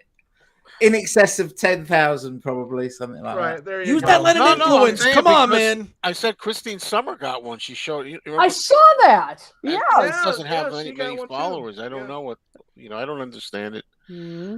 But Ken, I'm telling you, Joe's not happy, Ken. Joe's not happy. What you think of the new Mind Games? But as I was saying to them earlier, not to go over it ad infinitum, but I played it 4 times. As I got to after a while, it started to grow on me a bit, but it's not. There's changes in it. From what you're used to. It's another thing, I think. Really? We know about the saxophone. I saw your message on there. It reminded me of what Sean did with Steel and Glass. Yep. Right. The same thing again. What's going on with him? He's got something against horns. We know that. Kids fired up, man. Their horns are pissed off. Me too, man. The man has brass balls to do that. Oh. Horns is everybody. Kids like I'm out. No, it's just you can't trip. I know, but the things like that, it's too much. You leave them, especially things like he chopped off the end of I See Sin with the little synthesizer outro. Yeah, there's that thing, the way it reverberates, Ken, it goes woo, woo, woo. Out. Yeah. Gone. That's not there. It's gone. Well, we got to find out why. What's his reasoning behind it? We're going to channel Joe and his fame, and then you get Sean on, and let's have a chat. Exactly. Get a bone to pick. Yeah. No, I think we would all be genuinely interested to hear the editorial decision. Why did they feel that they needed to make some edits? That's all. Yeah, we're not going to jump down his Yeah, that's throat. two. And those are hello, two we all Right still bought it away. anyway. And there's just things I'm used to hearing that I feel like, where's this, where's that? You know, that's what I feel like. You know, Yeah. Well, it's not Walrus Gate though, for Christ's sake. Okay, yeah. was just- Susan was asking. Yeah, Susan's asking, is the remix as bad as Giles' I'm the Walrus? I missed that. Sorry, I'm on Well, the full only screen. problem I had with I'm the Walrus, and it's a big problem with me, is the end, the very end, the Right. radio thing. Yeah. But I don't know. I'm disappointed. I'm disappointed, but the more I hear it, the more I'm starting to appreciate this as an alternate kind of thing. You know, but And I'm sure we all have 10 more copies to go back and play if we want to hear it. I mean, it's great to hear John's voice. You know, it's so clear, it's so upfront, almost at the expense of everything else in a way. I don't know. It's Well, that's to my ears. original record is so muddied in production. Yeah. It's so muddied. Yeah, because that's the thing. I mean, the mixes I've heard on John Lenn's YouTube channel so far, I love the clarity of the mixes. The ones that I liked, for what it's worth, the ones that I still sell, that's good. Is I know Tom will like this, and I'm happy too. Out the blue Yeah. is good. I know is good. You are here. Okay. Good, you know, those three strike me Stand as being out. very- They stand out as the one that's the big difference. as being very, very good. But Excellent. you know, other one, Intuition. I mean, it just sounds. It just to me some of the, I don't know instruments. I don't know instruments. So I'm like, well, is it a piano at the beginning? Like when he's singing, there's not a lot of the stuff that's going on in the background. Yeah, and all those years you didn't know on Bring on the Lucy that he's saying "Do it now." Come on. No. so- You see, I knew that would come out wrong. No. I know he's saying do it now, but Lennon's in the back saying Yeah, but- something else. He's going No. like, hey, or something in the back as well. You know what? I don't want to start singing it. Bring it, free the people now. Do it now. Yeah. No, somebody's going, yeah. Before that, Lennon's going, yeah. And you can hear that now. Do it now, yeah. And that's out. No. But in it now. But when you hear John in the back, whatever that is in the distance spot, Yeah. he's also saying, do it. He's not going like it. I always thought he was saying like, hey, or yeah. You know the part I mean? Yep. I can Yes. He's actually saying, do it. He's saying, do it. That's also him saying, do it. Oh, I Over and over. always heard that. I always heard that. You know, and I'm like, I never heard. I'm like, wow, that was really clear. I'm like, oh, We'll see. I mean, Mr. Hunyadi was the proud owner of the Mobile Fidelity vinyl, which was the 2002 remix, which I think is still that's the gold standard for me. Was the 2002? Except it doesn't include just a little nitpick with me. At the end of Mind Games, why are they doing those strange things on the 2002? But this one, thankfully, has that in there. It has the whole thing. Oh, at the end of Meat City? Meat City. It has the whole thing. Oh, in okay, it. good. Little thing, but I like the album to end that way. Yeah. Yeah. Well, we'll see. I go I want through. to talk to. Oh, go ahead, Ken. Yeah. I have so many thoughts when it comes to remixing in general because I've discovered that I really am more of a purist than anything else. I really like the original mixes the way they were. I never had a problem with Mind Games, despite the fact that a lot of people apparently think that the album was very muddy sounding. But I always like the mix. I like the balance of everything. I don't mind when the 2002 remix comes out and you hear some things that you hadn't heard before. But I do mind when certain things you don't hear anymore. Yeah. That I think is a mistake. Yeah. Well, I mean, And as then, long you know, as you we talk have about the original, then Yeah. as long as we have the original to go back to, I think Right. that's if they want to continue to have fun with it, then I mean, I like hearing things a different way. If there's like that hidden guitar solo, and what was it in something? Yeah. That hidden guitar solo Yeah. or something Yeah. like Here that. comes the sun. You know, Oh, Here Comes the Sun. or, Here yeah, Comes the Sun. Oh, yeah. Thank you. That's the Thank one you, that Joe. had it, yeah. That's right. That's the one. You know, why not? You know, for like a special release of Abbey Road, why not just bring that up just for just for the hell of it? As long as the original's still out there. I know what you're saying. I say with this Mind Games, I think anybody, if they haven't heard the album, I think they'll enjoy it. And if you only have a casual familiarity with it, I don't think you'll notice it. But for people like Ken and myself, you know, people who they really have it, like, you know, etched in the It's memory. ingrained. It's ingrained in our. Yeah. You're going to notice. You should notice things, I would think. But it's also funny because even though the Mind Games, the first album, was all kind of if you want to say a little muddy or whatever, cover it up with John's voice. The first thing you notice is that even something like "I Sing Sen," which I love, great song, sounds very clear on the new thing. But at the same time, there's something that I can't quite put my finger on that's missing. The album, the original album, is more grand, a little more full. It's like looser. I know what you're saying. More intimate sounding. Yeah, more narrow. You know what I mean? So have you listened to the entire 6 CDs or no? No, I listened to. Ken always says, "Well, I go ahead to the outtakes." I love that Ken does that because I do the same thing. You do that too, kid. Yeah. Forget the main thing. Where's the goodies? Where's the new stuff we haven't heard yet? Exactly. Go to that. The outtakes didn't grab me. I was they were not. Yeah.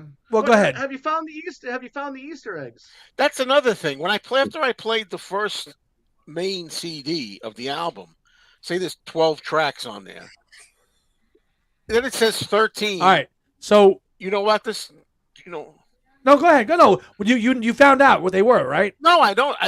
Well, David Gargolino shared us. We know what they are. Everybody's trying to get the go. I know the list now, but I'm saying I don't know how to. The CD, when you play the CD, I've seen the list of the tracks, but when you play the CD, then they're not listed on the CD. And after the last track, after Meat City, it goes to track 13, and I see the counter counting off, and there's no sound.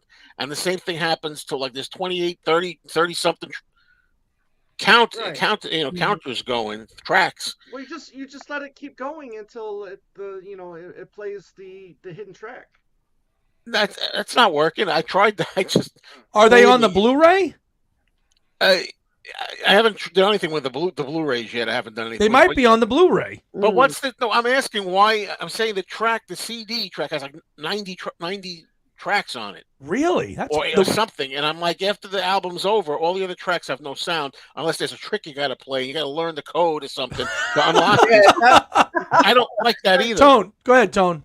You have to have a UV torch or something to read. Yeah, that's to read it. But how about playing it? I don't know. Doesn't that tell you though how to play it? I don't want to really because you get a slight little friendship going with Sean. So I don't want to burn him off, but I don't like this guy. And I just realized as I said those words, what's going on with this? This is public. I'm sitting there thinking for a minute this is like a private talk right now. No, it's very public. Oh no, man, I'm getting old. Yeah. Go ahead, Joe. I don't want to turn anybody off, but I'm trying to be honest here. I'm too old for this playing games thing. You got to look at this. There's an ultraviolet light. Jump around 3 times and press this button and that 10 times and then go back 3 and then you unlock the tracks. I just want to play the songs. I think mind games. Yeah, they are playing them. Yeah. They're playing them on Joe. Tom, what were you gonna say? I think you should pull up Christian's comment for Joe to answer. Well, I'll tell you, Christian. I was thinking that those were Utopian National Anthem outtakes. I thought all those silent tracks. I thought maybe that's the gag. What about the raw mix of the Utopia? Take 3 is the best. Oh, please, 12-inch mix. Oh my God, Queen, I wanted to talk to you about you've been writing a long time. You've been writing for Beatles Fan or Beatle Fan magazine. I want to talk to you a little bit about that. And the assignments that you get, talk a little bit about the writing for Beatle Fan, and are you still writing for Beatle Fan, and talk about just doing that. Yeah, sure. I've been writing for Beatle Fan, still am, since around like 95, 96, something like that. I've been writing the a column called, and I will say I didn't make up this column title. Let me just get that out of the way.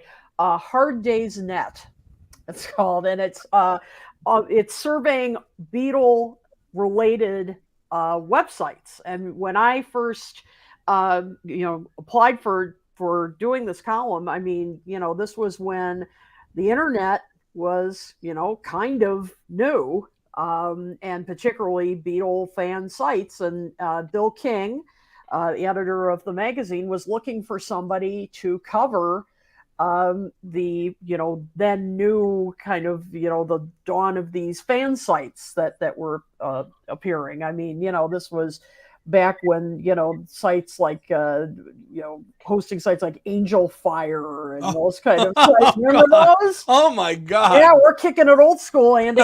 And like those kind of sites were appearing. And so I mean, it was a long time ago. And in fact, Bill recently, well, not super recently, a couple of years ago, found the letter, like the email I had sent him applying for it. And I said something like, I've learned a lot about the internet, and and I think I can really do this column. And it was really funny. And so I've been doing writing that column ever since, and it's just amazing. I've been given a front row seat, not only of course to Beatles fandom, but even to just the explosion of the internet. And of course, so as we were talking about earlier, social media, podcasting, video casting. I mean, it's just all these, almost 30 some years. I mean, just, seeing all this explode.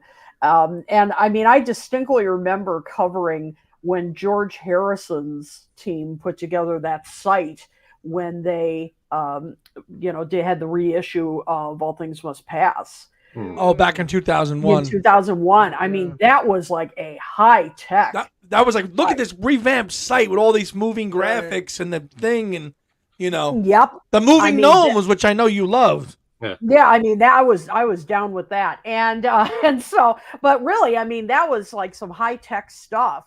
And I think I remember writing in that column, hey, Paul, you're going to have to step it up, with your site, because I mean, this is great. So I was doing that, and then and then as time went on, I started writing some features for them, and and I think I messaged Bill and said, hey, I've been doing this for a while now, and do you think I could start pitching some story ideas? Well, let me ask you that, because I wanted to ask you about that too. Is like, so you're writing features now. Does he give you like a list of like 2 or 3 things that you could potentially write about, or is he just saying, here, write about this, or do you get an option of what you could possibly write about? Sometimes he'll say, we're doing a special issue on the anniversary of Help or something like that. And so sometimes he'll say, I'd like you to write something from the perspective of a Gen Xer. He'll sometimes do something like that. But a lot of times he'll just say, pitch me something, particularly since I've been writing for so long. He'll say, hey, if you've got some, ideas, pitch them to me. And I mean, I remember pitching him, I had an idea, and it came from one of the classes that I've taught about like the, Motown Beatles connection. And so I thought, hey, I've done all this research for my class. This could be a good article. I did that. I once also did an article. I just came up with an idea of how the Beatles begin and end their songs. Because I thought, they did them in such a unique way, and they obviously put a great amount of thought into them. And so I said, hey, this might be kind of a crazy idea, but what about something like that? And he said, sure. So he's pretty open to different ideas.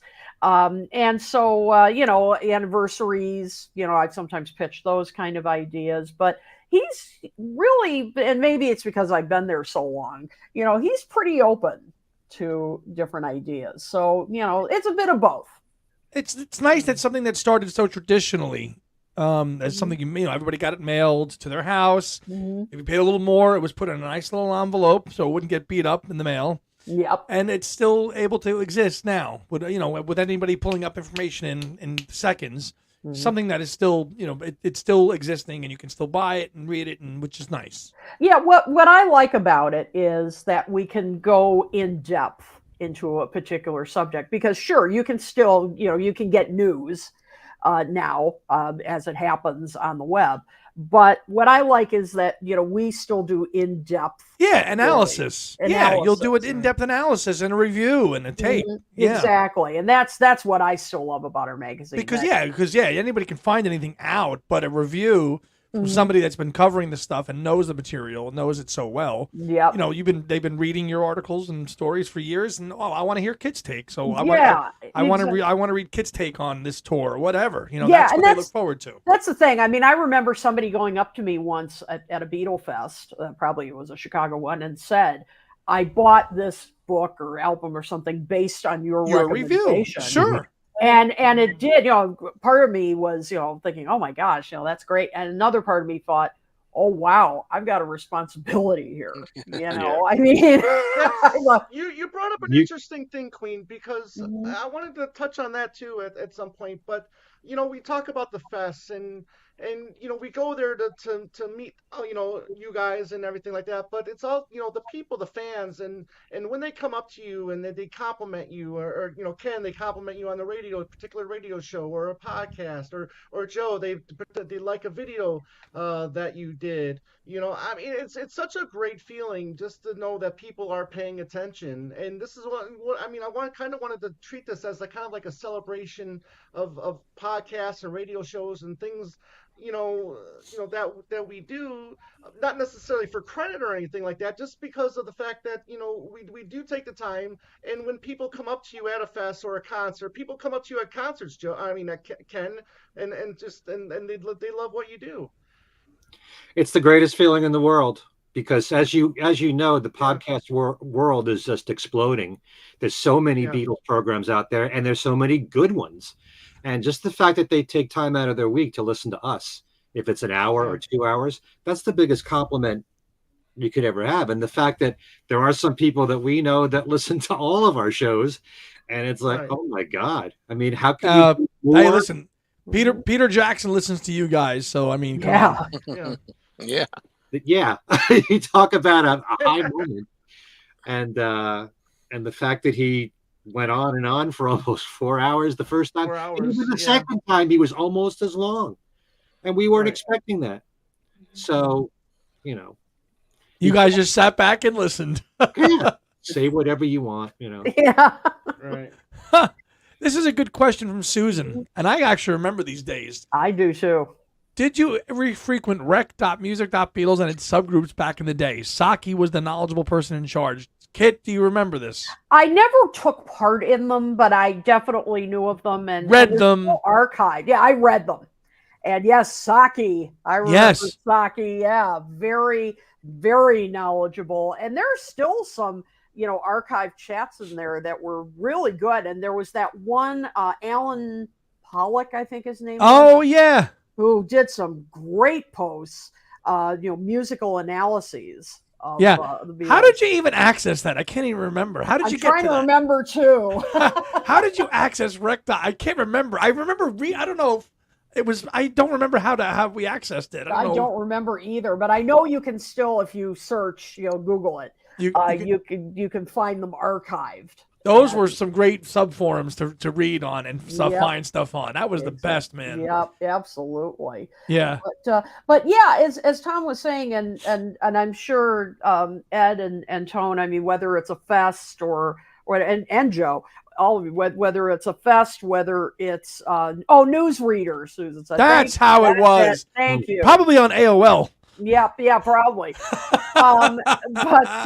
But yeah, I'm sure you all find this. It's just, you know, it's amazing when you go to fests and all that, when, you know, people come up to you and, you know, and say, I know you.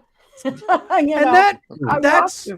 the visual part of it, and connecting with somebody on a video cast, right? I mean, and I'm sure we all have audio platforms of our shows, and there's plenty of fans that just listen while they're driving, while they're walking, doing whatever, you know. But connecting with people visually, I think, is why it can grow, and you can meet somebody. Oh, okay, I met you, because they can put a face to a name and a voice. And Two Legs was not video before I came on; it was just audio, because my predecessor wasn't really into it. He didn't want to do video, and I said to Tom, you know, why don't we go on video and just do it? And Tom said, sure, let's do it. And when you have the technology available to do it, it's so easy to connect with anybody this way.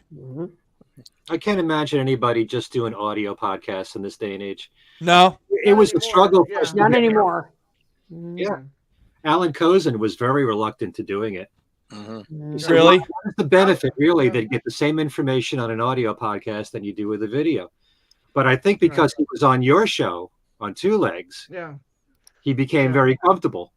We had him on. We had him on video for Standing Stone. That was the second time he was on because he did the audio for Liverpool Oratorio, which he's told the story, on your show, Ken, and then on our show about him being there and doing it. But then when Andy joined, then we went to video. And I was with Andy tells the story. You just moved and you were like, oh my God, now I got to do this. I just moved into my house, and Tom's like, "Oh, we're gonna interview Alan Kozin. He's gonna come on screen, And this is I was only with Tom maybe 4 or 5 months at the time, and we're like, okay, I've got like boxes everywhere. Okay, Standing Stone, which I'm not the biggest fan of the classical stuff. I enjoy working classical. I like working classical, but the oratorio I enjoy the most. But all right, Standing Stone. Well, I'll wing it. I'll make it work. But I didn't realize it because he was comfortable coming on our show, Ken, that he agreed to do it with you guys. Cool. Yeah, for a while, he was hemming and hawing. It was months, and I would occasionally bring it up. Have you thought about doing video? We got to, be modern. We got to join what's going on. I think it's the easiest way to connect with people. Yeah. To connect with people, grow your show, grow what you want to do more things. I think it's the way to go, and I'm glad that we were able to do that. Yeah. But everyone's on YouTube here. All right. We couldn't quite fill all the boxes to get to Hollywood Square. We might. I don't know. I was told maybe we might get a late appearance from Dr. Ken Womack, because he was teaching until 9:00. So he emailed me because we included him on the invite. And initially we said 9, he was good for, and then we bumped it back. And I said, well, look, if we're still on, so he might pop on, and if he does, we'll add him. No, Ed, as the newest person of the video podcasting community, I mean, how do you feel it's going for yourself, and where do you see yourself going, in the future? The same, it's going pretty good. I mean, just kind of doing my thing, week by week or as much as I can. I think, you talked about, Tom, earlier about, burnout. Sometimes you have to take a break. I'm finding that about 3 years in, I think, something like that. It's, it's a lot of fun, and it's a lot of fun showing the items. In fact, I think, Ken, did you get to see the item, or should I go ahead and bring it out again? The what? Yeah, no, I don't think the item. Oh. I will solo Uh-oh. Ed here. You got to see this, Ken. This is like hardcore. You're gonna love this. Going very hardcore on this. Here, I'll show you. Gloves. The gloves are coming on there. Ken, this is great. This is like a hardcore collectible here. Okay. Oh, this is, and I don't want to get. There we go. Turned inside out. You can tell it's live. Let's see. You know what? Here, I'll just wing it. I'll do one glove. I'll do like the one glove. Oh, Kyle Hand. Michael Jackson. Kyle Hand commented, "Thank you, Kyle. I know you. I invited you. I knew you couldn't make it tonight, but thank you. Great comments. Thank you, buddy. Thank you. This is a crew item right here, given out to the crew.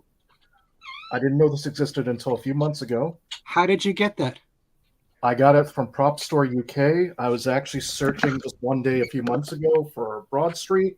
Show him the back. I'm showing the back right now. Hold on. There we go. Hold it up a little bit higher. There we go. Higher, I'm just bouncing a little higher. There we go. Yeah, just drop the cup. It's not no big deal. Sweet. Can you see from Paul and Linda? Love Paul and Linda. What does it say at the top? Yeah. Jay Dipple. Dipple. Oh, Jay. Dipple. We don't know who Dipple. We don't know who Jay Dipple is, but I don't know who that he worked is. on the Broad Street.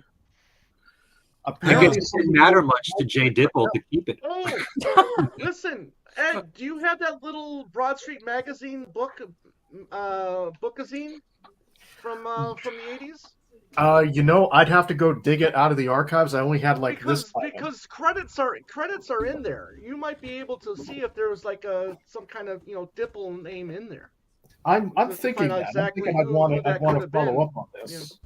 But it's kind of. I mean, to answer your question, it's a lot of fun discovering stuff. It's a lot of fun, showing some stuff. I have, a couple more surprises and stuff like that. But again, it's finding about items that I didn't know existed. There it is. There we go. The club sandwiches. I have that. Club sandwiches. Yeah. Yeah, baby. Color. Full color club sandwiches at Broad Street. Yoing. Nice. Yeah, I can enjoy it. But that's the thing. That's the thing we didn't have. Whatever it was 30 years ago. I remember going through Harold Gernhardt's site.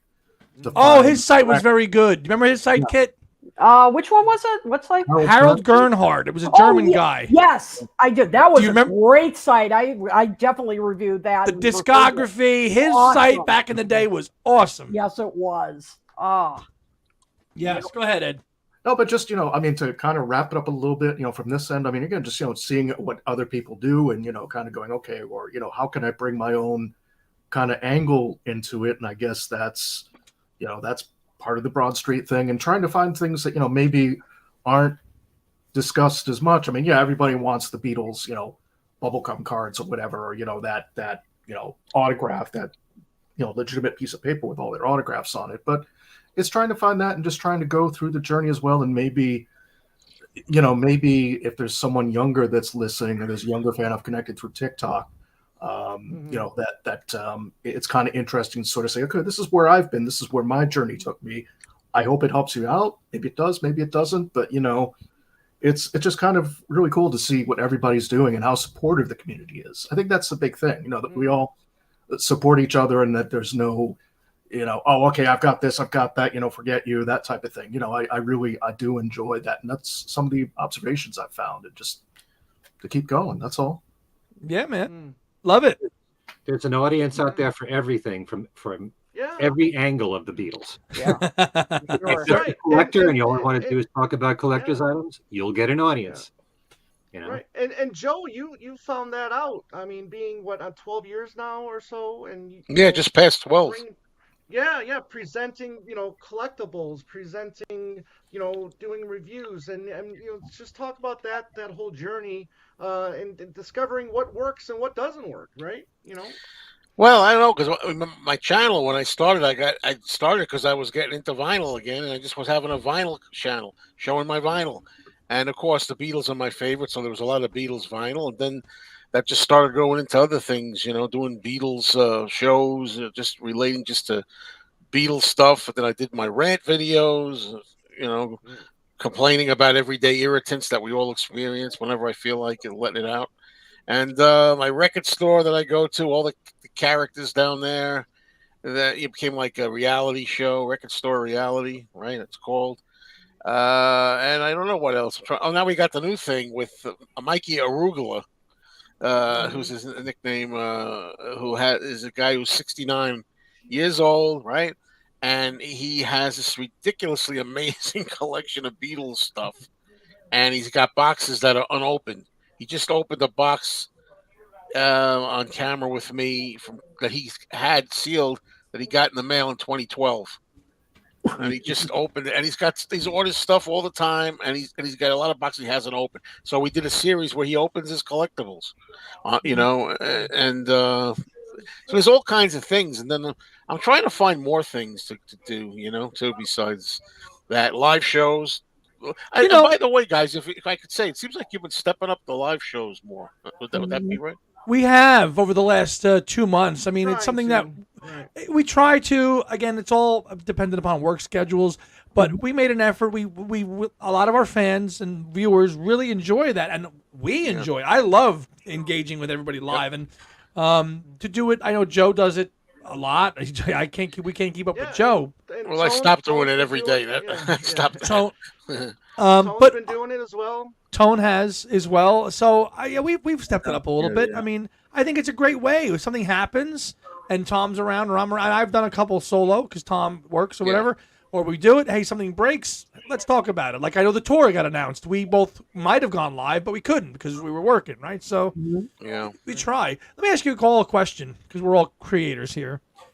Do you ever worry that you're gonna run out of stuff to talk about for shows?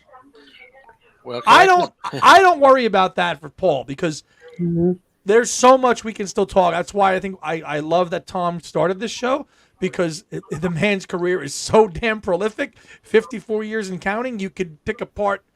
There's so much to still talk about. But do you guys worry about it on your own shows? Well, I want to say I had a period, which is the first real time I could remember in like all these years, where I was like I didn't have any ideas, even or just laziness or whatever it was. And I needed a break too. Sometimes you get burned out, Yeah. but if you let I find if you let too much time go by, it take because I'm looking at algorithm and I'm looking at analytics and all this stuff. It takes a little bit of time to catch up again, believe it or not.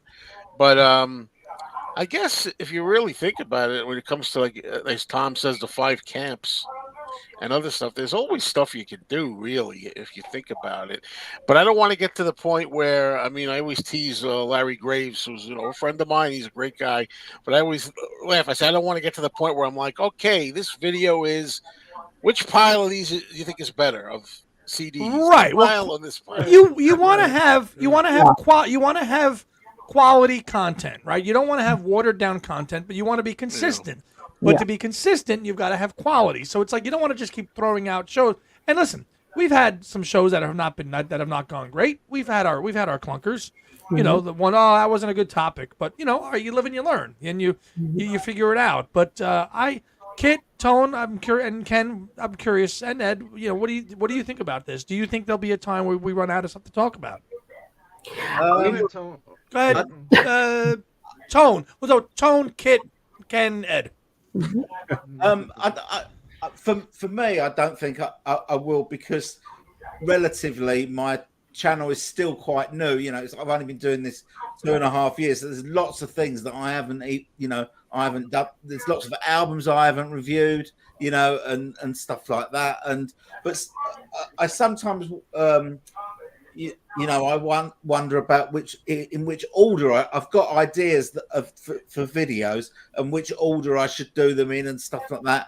And I get very hung up. If I lose a subscriber, it's like, I'm thinking, that's going to happen. That's going to happen. Why has someone decided to leave or whatever? It's stupid, really. But my missus says, don't worry about all that. You just go and do your stuff and enjoy it. Excuse me, Tone, but I just want to say, with that, keep in mind also, there's something that goes on with YouTube where they do a sweep or something, and they get rid of dead channels sometimes.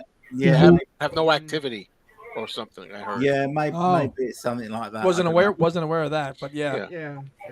Tone, I feel like you've been doing your channel for 5 years because you have so much content in 2.5 years, and great content and good reviews. And one of my favorite videos you've ever did was the price value of the archive sets. That was one of the best videos. I mean, all your stuff is great, but that one was so good. You were like, you had the graphic up. You were like, 2012, it cost 30 quid. Boom, and the whole layout was fantastic. It was such a great, good video. Yeah, well, I'm trying to do that once a year. So I did that first one in August. So I did a second one a year later in August. So maybe I'll do a third one this August and see where we are with it. And like an annual thing, right? Yeah. Go with you can do the first 3 Lennon box sets. Oh yeah. Maybe. Yeah, you could do that too. Yeah. Cool. Kid. Yeah. I mean, and of course, since my other Talk More Talk compatriots are with me, they can say this too. Crossover show, baby. Yeah, crossover show here. Yeah. Cicadas. Yeah. Those damn cicadas. Oh my God, they were a nightmare today. Well, they're now get a flame torch and just gone. I know. I mean, that's just I was out today running errands and I was dive bombed by a couple of them. Good Lord. But anyway. Wordle. Wordle. I don't get that. I'm sorry. It's so fun. Kid is addicted to Wordle, people. I love Wordle. No, I get the game. I love word games. I really do. But anyway, back to the matter at hand. I mean, we sometimes with John and George, it can be a little more difficult because their catalogs more limited. I mean, let's face it. I mean, it is. Paul and Ringo, there's a lot more to talk about in terms of their albums. I mean, let's face it, they have a much bigger catalog, but, we do tend, though, to find different angles I think we managed to, we've got our Another Listen series, and, Yep. and we're talking about developing other series. You can do things like that. You can do, you can do lists. You can do, underappreciated songs. You can do things. And then, of course, there are new releases. There are things like that that you can find that are different angles that you can take. Yeah, there you go, Susan. Well, I get the game wordle. I just don't get the this is what I did today. Green boxes. So many lines. So it's easy, Joe. It's easy. No, Yeah, it's okay. It looks. Yeah, It took you 2 lines today. Okay. Yep. Go ahead, Kit. It's fun. But anyway, so you can find different angles, and then as I said, there are always books and movies and all kinds of other things that you can go beyond the music. You really can, because if the music runs out, right, there's always a book that's going to come out. You can have an author, or you could just review the book for a topic for a show. Exactly. I think so. The releases, I think we know are going to come to a halt in our lifetimes somewhere. We know that they're going to. Yes, I think the releases are going. Listen, unless they want to do another anniversary, I think they will. But like books are the authors, and books are the gift that keep on giving, because it's more ideas for shows and topics, takes and stuff. And then when the documentaries come out, you can do shows about that, reviewing the documentaries, and so it seems like while there can be some limitations in some ways, you can find endless things to talk about. Okay. Well, wouldn't you say the new the new stuff is like when there's a new release, like the mind games or the one hand clapping? Joanne. That's always big. Hello, Joanne. Hi, Joanne. Yeah, there we go. Brutal fans unite. Sorry, Joe. Go ahead. Sorry about that. Yeah, I was saying that's always big, right? Tone, would you agree? Right, when there's like breaking news or there's something, that's the best video to do. They do the best, right? There's breaking news or there's if something's been announced, then release. A lot of people are interested, and videos get a lot of views. I mean, Andy was just talking about books, and I love Beatles books and doing videos on them. But I've found on my channel that if I do either an announcement of a Beatles related book or a review of them, they tend to get less views than talking about an album or music or something else. People seem to be less interested in books, I think. Right. I think that's pretty fair. Yeah. And that's where podcasting kind of differs from content creators' YouTube channels. Is where we're actually, not that you guys don't talk to authors, because you guys do, but we tend to create shows around the book and the author. Always. I mean, your interview with Adrian last week was just fantastic. I thought that was brilliant. Thank you. We had a whopper of tech issues with that one, but I cleaned it up and posted. Yeah, I saw there was some edits throughout it, but the content of it was brilliant. It was brilliant. I was disappointed when it ended. Oh. No, it was great. It was it was a great chat, and everybody's all pumped up for Volume 2 of the Legacy book now. Of course, yeah. Ken Michaels, do you ever worry about running out of stuff to talk about? No, I worry about sometimes when, like on things we said today, for the three of us to agree on a topic.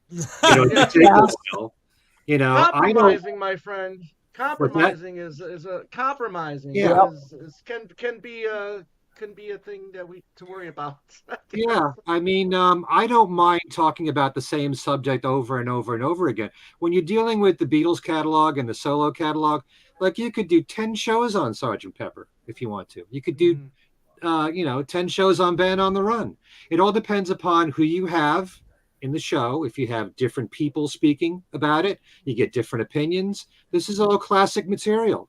This is their legacy. I don't mind doing many shows on the same topic. So if we run out of something an idea for something we haven't done already, then do another album. I could just as easily say to Alan and Darren, well, we've never done a show on Beatles for sale. Okay, fine. Any album is up for game. There's so many different angles, like we've said. And I want us to do a show on Talk More Talk on movie songs, solo movie songs. Yeah. There's so many things that you can do, and no, I wish that I had more time to devote to my own channel, Ken Michaels Radio, and certainly, talk about what's in the news, because you guys are doing all that a lot, and I have the new segment on Talk More Talk and things we said today, but I don't go into depth on one thing. Right. You're trying to do a highlights, really. Yeah. Yeah, but there's so many things that aren't covered in the news on all the other channels, and I kind of try to cover everything. Right. So sometimes I wonder if I should just do that on my own channel and not have it on the podcast. I think if you did your own little news video and did your own thing, this week's news. Yeah. On the Ken Michaels. Yeah. that would be cool. But then I'd be repeating it on the podcast shows. Yeah. Yeah, but I was kind of thinking that as well, because also because when you do the news section on Talk More Talk, Yeah. I mean, we do want to hear it. We do want to hear it, and but if it goes on for quite a long time, then maybe people want to hear the news, but they switch off before you get onto the topic of on Talk More Talk. So maybe do a separate news show. Yeah, that might not be bad. I mean, to have your own show, because then you could go more in depth into the news. Because your news, Ken, is so comprehensive. When I hear you do the news, and then you talk about the passing of a guy that played on a session or something, you're educating me, and I'm like, damn, this guy I played with Ringo at some point. I'm like, I didn't know that. Yeah, because you're so thorough, because you do your homework on it, and you're doing it justice, because these are connections to the Beatles, which is fantastic. So it's comprehensive, and the guy that died last week that wrote you're 16, right? The connection. Oh, yeah. I remember not knowing. I'm saying I didn't get it. I didn't get it at first. I'm like, who's this now? But Ken, as the true professional, knows this, because he's been in the industry for 40 plus years. So he knows these songs, he knows the players, he knows the songwriters, and the connections to the group. So if the news takes 20 minutes or a half hour, he's going to give it justice, because these are connections to the Beatles, and that's all there is to it. So it's educating. I'm like, because I know some like, wow, this news is very long, but it all ties back to the four of them somehow. Oh yeah. No, always. It is great, and it's exactly that. It is educating, and it could easily justify its own show. It could. Yeah, absolutely. I think that's I think that's the collective feeling of the panel here. But because you do such a great job with it. Absolutely. And you got a lot of fans here. Susan loves it. Yeah, they love the news.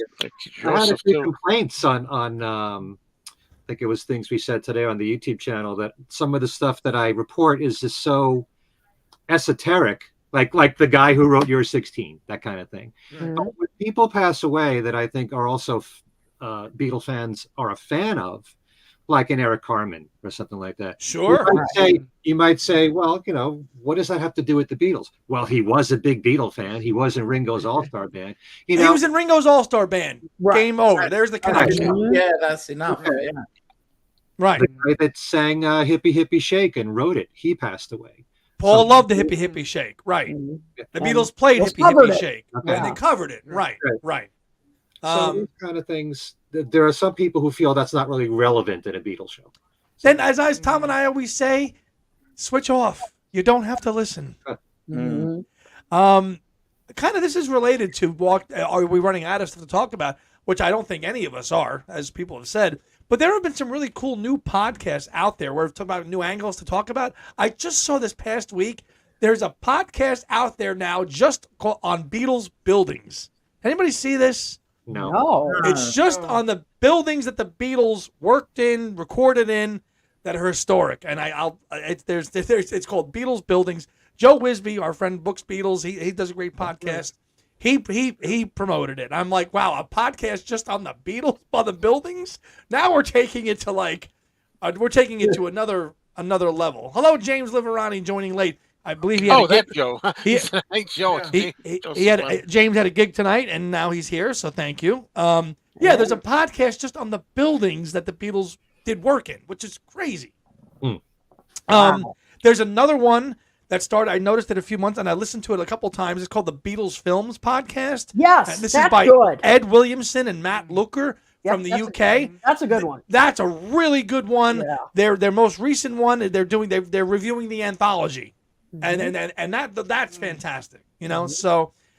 This is what they're doing. They're finding things to talk about. Just a podcast about the films. But it's just amazing, and it's how much Beatles stuff is still popular and still going on in different shows and different new generations. That's incredible. It really and is. one thing I pointed out in my podcast is that every single week, if I go to my Yahoo main page, there's always something on the Beatles in the news. Yep. Whether it's the group, whether it's one of them. Like I just saw an article all about one hand clapping. Yes. Yeah. So it's always there, Whoever who's doing this publicity for the Beatles is doing a great job because the word's getting out there. And it used to be radio was the way of promoting all this stuff. Now it's mainly podcasts. Yep. And the internet. So internet. Hey, Edward, what do you think? What do you think about like drying up? Do you think it will or it won't? Not the topics drying up. Sometimes for me, it's a bit more if I get writer's block, whatever they want to call it. It's like sometimes I'll stop, I'll pause, I'll go, oh crap, did I already do that? But then I think to myself, there's a couple before I started editing when I was just doing stuff off my iPad, which I kind of cringe at now a little bit, but it's like it's a growing process. It's like, you get the editing software, all that stuff. As you're getting further in your show.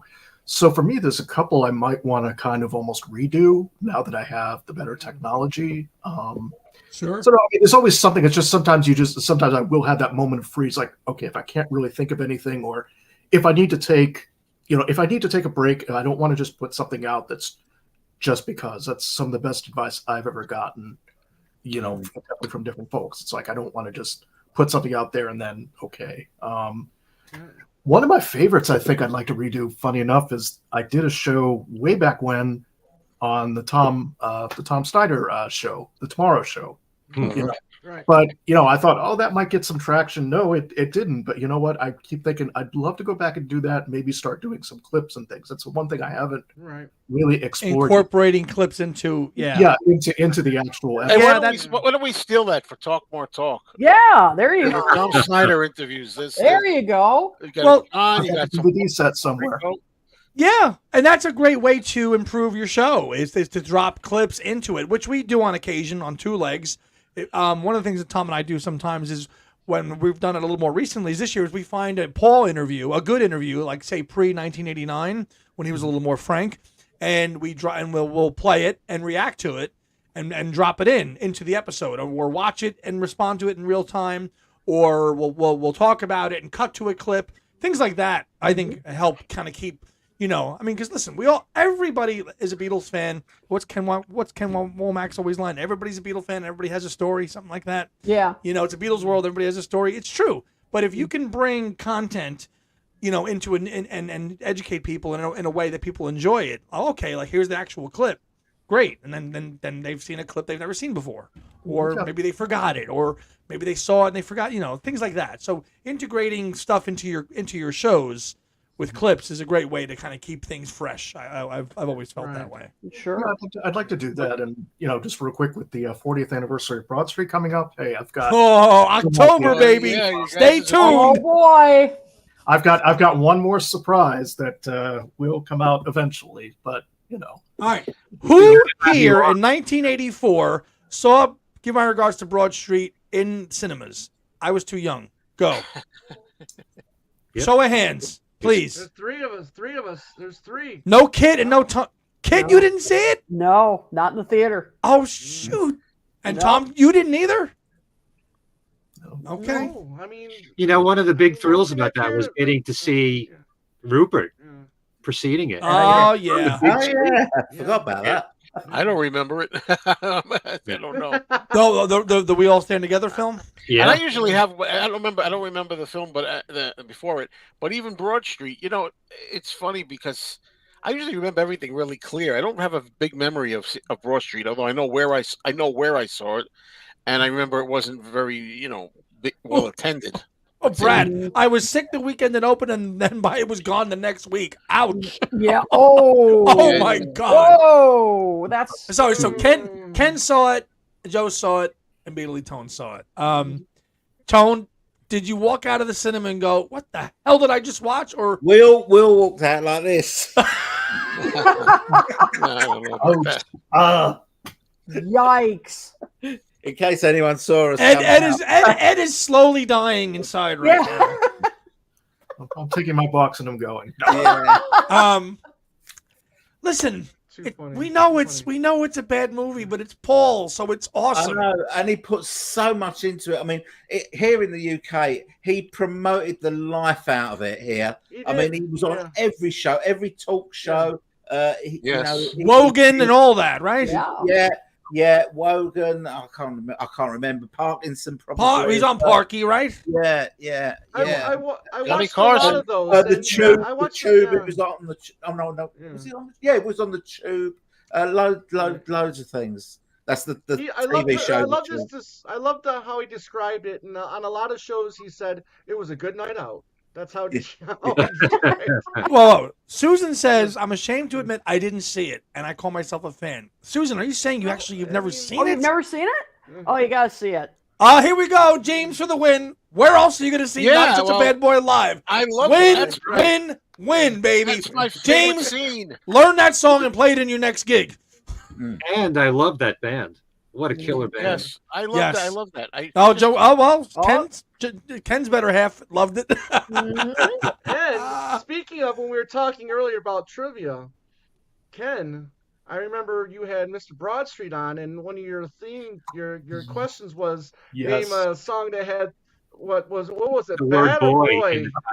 The boy. Oh boy. yes, I watched that. Yes, and who froze? I can't believe it.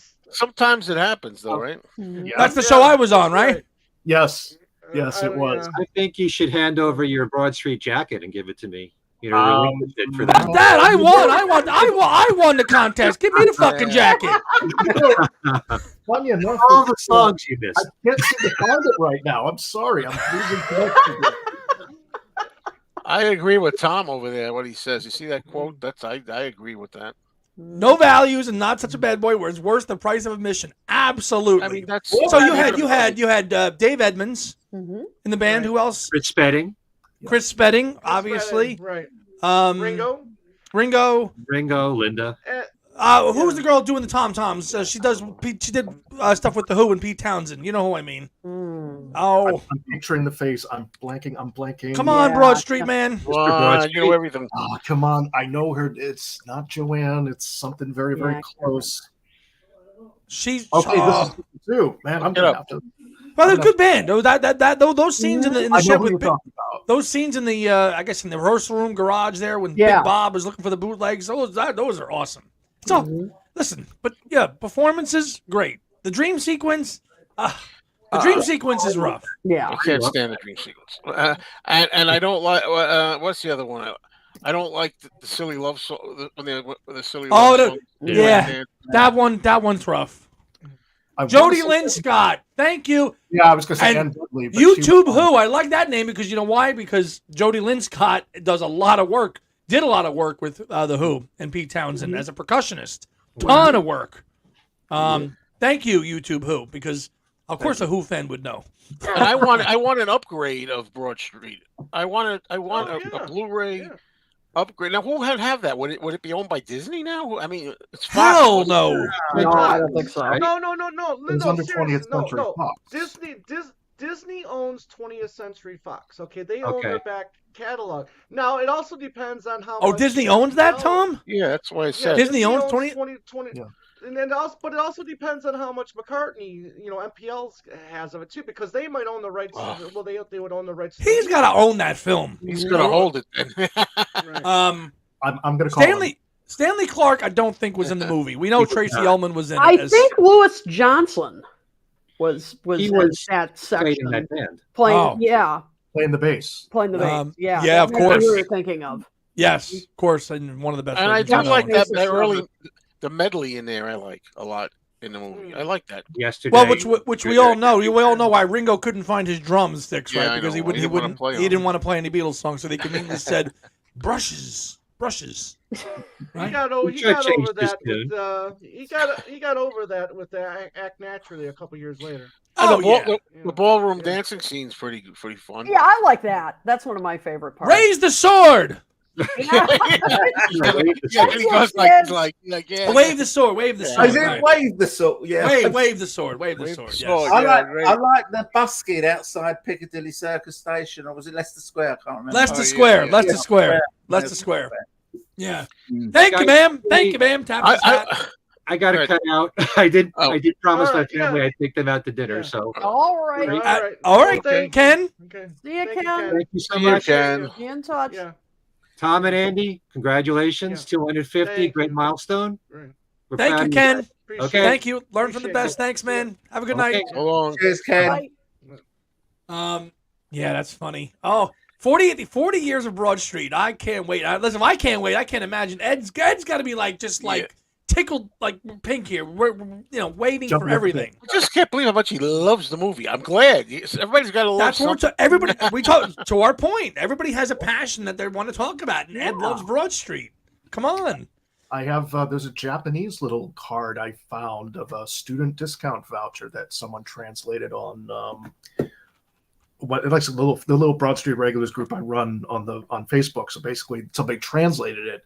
It was like a student discount. Found that on tracks I didn't know existed. So that one I'll be bringing out. So yeah, think I've got it covered. There is Ed. I'm going to send this to you, and maybe I did, or I'll have to email it to you. Somebody wrote an essay, in an academic journal. It's really in depth here about in response to Broad Street. They felt that Paul was really kind of referring to John with the character of Harry in Broad Street. I've never heard that. Take. Oh, it was a very scholarly essay, piece of work. It was probably a 30-page paper, and Wow. I have a copy of it. Kind of this very psychoanalytical kind of look at Paul and John's relationship and why the character of Harry in the movie is kind of John to Paul in the whole thing. I will say if you guys want to read it, I will email it to you. It's very in depth. It's very I interesting. don't buy that. I like that last question there. Oh, the on the Commodore. Well, Ed's got that. Yeah. Wow. So do I. I remember that. Tom's got I that didn't too. have it, but I totally remember when that came out. It's a floppy disk, right? Yeah, it's a floppy Yeah. disk, and you can go on YouTube and watch somebody play the game. The playthrough, yes. Actually, Oh, play wow. through, yes, yeah. Mm-hmm. Yes, the cult following exists, Yeah. and its leader is on the bottom, is underneath me, The only member I know of. and that's fine. Everybody's invited. No, I don't- Everybody's invited to the party, but Maybe I'm wrong about that. I don't know. I now does 2024 pass without Paul even acknowledging the anniversary of Broad Street in Depends some if way? If others acknowledge it, maybe. I think. Good question. in some small way, maybe, but I think it's going to be just like a quick blurb on some, some Social Well, media. Maybe Probably maybe tying we into get a- the maybe, 24. yeah. But it'll Well, go maybe we get a crazy for the restored- 50th anniversary. Oh, 10 years from now, Yeah. he'll be Maybe we 92. get a restored Yeah. restored video on YouTube for No More Lonely Nights. I mean, he's been restoring A 4K upgrade would be nice. Right. Here you go. Here you go, Ed. Yeah. Somebody right after your own heart. Never even heard of the movie until a couple months ago. Watched it on YouTube. Wish I could have seen it on the big screen. The music and Paul. Enough said. There you go. more members for the group. The cult. The I mean, cult, you know. which is growing, which will have it be a bona fide cult after tonight. You better get yourself an LLC. Working on that right now. You know what you got to do, Ed? I'm thinking. Well, if I don't know if you know where Paul's going to play or something, or maybe if you know, you can get near where he's appearing, and you just go by and wave the album and say, best album you ever made. I'm going somewhere and I'm taking this. Best album you ever made. And Well, like the guy did with him with Wildlife. Yes. With the guy who rode up to him in the van in L.A. and said, "I'm going hiking for the mountains, man, and I'm taking this with me. The best album you ever made." Yes, and that changed his mind a little. it might. I don't know. Totally do it. You know, got it to was- pull. You got to pull what the Liveranis do and make signs at concerts and say, Yeah. Broad Street, please put Broad Street out. And then he might go, because they know what they're doing.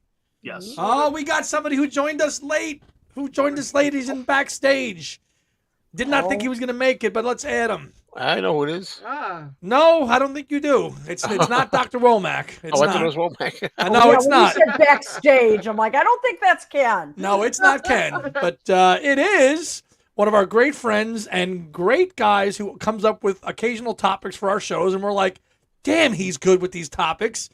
None other than Kyle Hand. Hello, Kyle. Sorry to disappoint everybody. Oh, Thanks for having me. What's up, buddy? How you doing, buddy? I'm happy to crash the party. I'm shocked you all are still going, but I'm so pleased to be here with all my favorite Beatles universe people. Right. That's it, baby. Well, it's episode 250, so we thought maybe we'll go for 2 hours and 50 minutes. Definitely not 250 minutes because that'd be 5-6 hours. Yeah, that's true. But, For me, it's now 3:15 in the morning, And he's still up. You're still going. But I started the day in Cyprus, who are 2 hours ahead. So really, it's like 5:15 in the morning. So is your internal body clock just all totally screwed up? No, not really. Not generally. I've been going to bed much earlier than I used to, but I've made an exception tonight. But I'll hang around for thank you. Another 20 minutes. Yeah, where? But Kyle, you're getting the one hand clapping CD vinyl. I mean, what are you getting?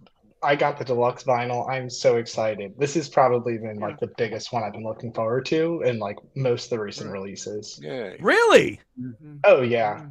I mean, I feel like the underdubbed it's funny they're like, providing something to like subtract things. Like I appreciated it, but like streaming was enough for me. And then I couldn't afford I couldn't afford the singles box set, but that would have been cool. I mean, the half-speed masters. Just to let you know, good. Kyle, it is cool. Just to let you know. I had no doubts. Oh no, trust me, I was green with envy, but it just wasn't the right time. Hey, listen, there's always a time. Understood, my friend. Understood, my friend. Yeah. Cool. So There's you a got lot the of you have the involved, vinyl. Did you get the poster too, Kyle, or no? No, I just got a sweater. Oh, you know what's funny? When the green. The crew neck. Yeah. When you guys were talking with Adrian and you were matching sweaters, I'm like walking to the grocery store listening to it, and I look down, I'm like, damn, me too. Like completely unintentional. No, of course. Nice. Well, that was one hand clapping, and no, thanks for checking out. Adrian was awesome, wasn't he great? Oh gosh, I mean, but I feel like I've commented this like on some of your lives that I feel like I mean, one hand clapping itself is exciting, but I feel like it points to like the new direction they're going in. Right. Like vanity, like vanity releases, more affordable releases, and not super deluxe stuff. Does everybody kind of agree that's kind of where Paul and his team is going now? Affordable, smaller things. The singles box set aside, which was $600, but what do you think? It looks like it. That's the wave at the moment. Underdub comes out in February. Now One Hand Clapping comes out in June. I just said we said, I think I said this on Sunday when I went live. The archive thing is dead, but at least we're getting archival stuff, but in a new way. I think that's what Kyle's saying, right? Well, I mainly like the abandoned projects era. I feel like is what we're getting into. Like I'd love to get like piano demos, and we've mentioned like Return to Pepperland. That's where I hope it's going. Releases like this give me hope for those kind of things. Just unfortunately, we got to wait for that 50th anniversary of that time. Well, right. So these releases tie into a 50th anniversary, but some of the other ones maybe not necessarily don't. I mean, Half Speed. We got the Half Speed Masters coming out on vinyl. Right. Their anniversary, but I mean, the anniversary thing, in my opinion, kind of went out the window in 2020 with COVID because that stopped everything. Everything kind of changed then with anniversary. The Beatles stuff, Let It Be came out in 2021. Plastic Ono Band came out in 2021. So that kind of has gone out the window now. I don't think it needs to tie into an anniversary. I mean, for our sake as fans, I hope it doesn't because, we'll take it tomorrow. Well, We would have taken it yesterday. all the vinyl that they had to make for McCartney 3. I mean, that caused of which you have 800 of. So yeah. And by the way, out of the blue, what's the latest status with Paul and a new album? Don't know. Adrian told us that he's working on one. Yeah. All we know is that he's recording recording with Andrew Watt. I mean, that's all we know at the moment. And I loved what he did with the Stones. Mm-hmm. Yeah. Kyle, were you able to hear? I don't know if you tried this yet, because I didn't know about it until Adrian told me when we were talking a month or so ago with One Hand Clapping about this Frankenstein version of Junior's Farm, where there's so many elements of the official version, another takes, all in this One Hand Clapping version now. Have you heard that yet or no? That really intrigues me. I don't have the ear for that. I feel like that's something that like Andrew from Parlogram can like whip out the sound graph that he uses or whatever. Because I feel like you need like a good explainer video, at least for me, to like really understand. I didn't hear it either, and then I listened. Adrian sent me a little breakdown of the and I was able to actually, once he sent me the graph of the stuff, I was able to see what he was talking about. But on first listen, like you, I was like, I'm not really sure what he means, but. Yeah, it's but once you read it, you're like, oh my God, that's the official version. That's that's one take, that's another take, and now it's this hybrid version that's on this One Hand Clapping. Oh, I didn't know this. It's interesting. So it's Yeah. not Oh, yeah. just I didn't know about straightforward one hand clapping. No, it is not. I'm not happy about that. But anyway. I suppose once you know about it, you're kind of looking for it. But I mean, when I first heard the track, I just thought this is a great version of Junior's Farm. I didn't really notice that there was cut and paste. Oh, I can share. I can email you guys the spreadsheet that Adrian did, because he, of course, is like the best with this stuff. And he did a whole spreadsheet of like, this version is from this date, this version is from this date, and this version is from this date, and he knew exactly where they all came from. Wow. Yeah. I still think there's going to be archives. I'm not giving up on the archives. I'm done. Just because it's a long time, that don't mean it's anything. done. Yeah, but I think they listen to everybody, because a lot of people do complain about the price of these archive sets. They've been steadily going up as he adds more bells and whistles to it. I mean, a lot of people complained about the Big Barn box, right? Because you could only get that Wings Over the UK or whatever it was. Wings Over Europe. Yeah, Wings Over Europe. Thank you. So it's, I mean, I can see maybe if they're actually listening to people and hearing people's, kind of bitch about, the prices of these things, and the fact that probably the record label doesn't want to invest all that time and money into these sets, where to maybe only produce 10,000 and hope that they sell out. Who knows? Kyle, where did you go with the with your collecting with the archive stuff? Did you go physical? Like, did you try to get them all back, or and get them all, or what? So the first one I was like an active fan for was the Flaming Pie one. And 2020. Right. And then I kind of got like as needed, so to speak. Like I got the Wildlife one because I love those bonus tracks. Yeah. I didn't get the, live stuff from like Band on the Run or McCartney. Actually, now that I'm thinking about it, I think I really only had. By 2020, Kyle, I mean, a lot of those earlier sets, like the Band on the Run and the Rams, they were long gone, and they were on Concord. Yeah. They were on Concord. Yeah. McCartney 2 was another one that I mean, the people are trying to get big bucks off of those. Hey, isn't that the one that's the most valuable, Tone? When on your video, wasn't it McCartney 2? No, it's McCartney 1, I think. Oh, okay. Oh, really? Yeah. It was kind of, if there was one that if I had like a genie or something, I would really want Big Barn box. That's what I would want. Yeah. But but I love Tone's videos about the archive sets. Oh, I talked about that before you came on. That's one of my favorite videos of his, of the value of them all. It's crazy. I think that's what got me into. Tone's videos when you guys promoted that. Oh, thank you. Well, yeah. Thanks for watching, Carl, and thanks for promoting me. 2 legs. Of course. But yeah. So yeah, we talked about a few things tonight about obviously you were in and out, topics drying up. I think we're good. I don't think anything's going to dry up. I think we're okay. Yeah. I think that's what's special about being a Beatles fan. I feel like there is just so much there, to get into, and the whole universe of podcasts and books just makes it so much like richer to be a Beatles fan, that I just wish that I had that for like these other artists that I'm interested in, you can get that for your Dylan and whatnot, but like there's like small artists that I love, and I'm like, can't someone make a freaking podcast on? And there's some good podcast on Bob Dylan, and that's one where you could go. That's a never ending. Talk about never ending tour. That's a never ending podcast. Oh yeah. That could be never ending.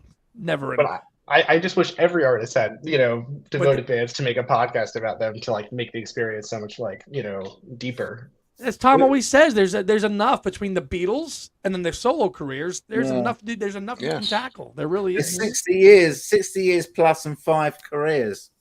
Right. Right. And Kid always says John and George's are shorter. Right. But one of the things I've loved about Talk More Talk, and I kind of listen, y'all know I'm not the hugest Ringo fan. I like his classic stuff in the 70s, but when they do their series on Another Listen, I'm like, you know what, that was pretty good. Like I liked what I think they did Bad Boy one time. Yeah. Or something, and I was like, okay, this is good. This is I kind of like this now because they revisited it. We find that in the comment section, right, Queen? I mean, a lot of people were like, that wasn't really as bad as what I remembered or what people had said. Especially Ringo's stuff because his gets the less traction, obviously. John, Paul, and George's. George doesn't have a lot, but George, it's easy. George's stuff. I mean, I think he has less than John, even, right? Or is it kind of even?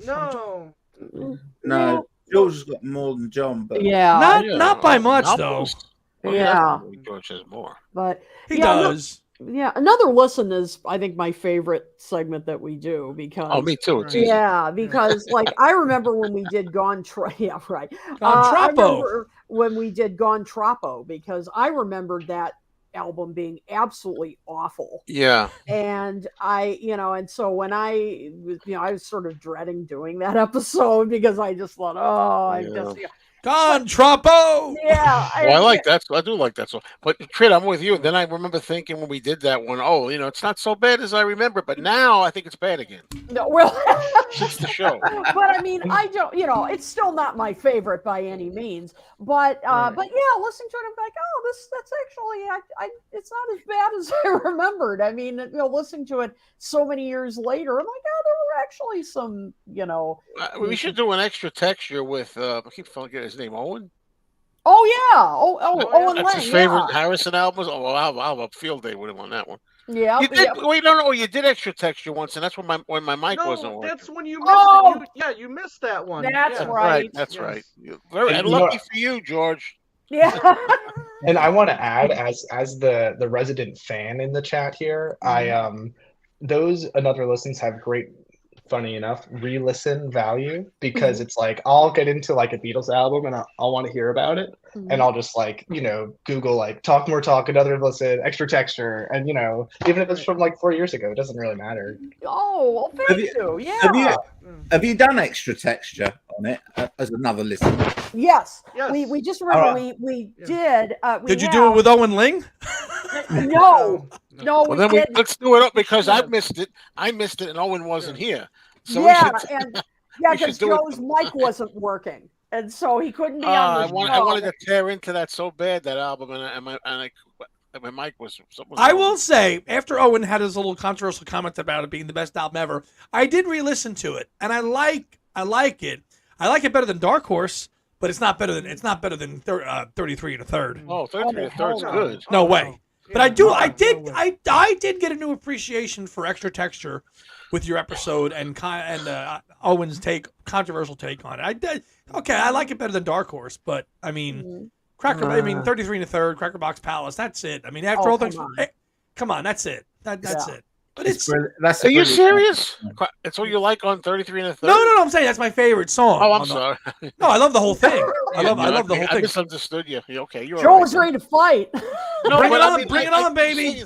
I really on extra texture. I like you. I love This Guitar Can't Keep From Crying. Yeah. And I love Answers at the End, and that's it for me. One of my favorite songs on that album is I Can't Stop Thinking About You. I love that one. You like that one, Kyle?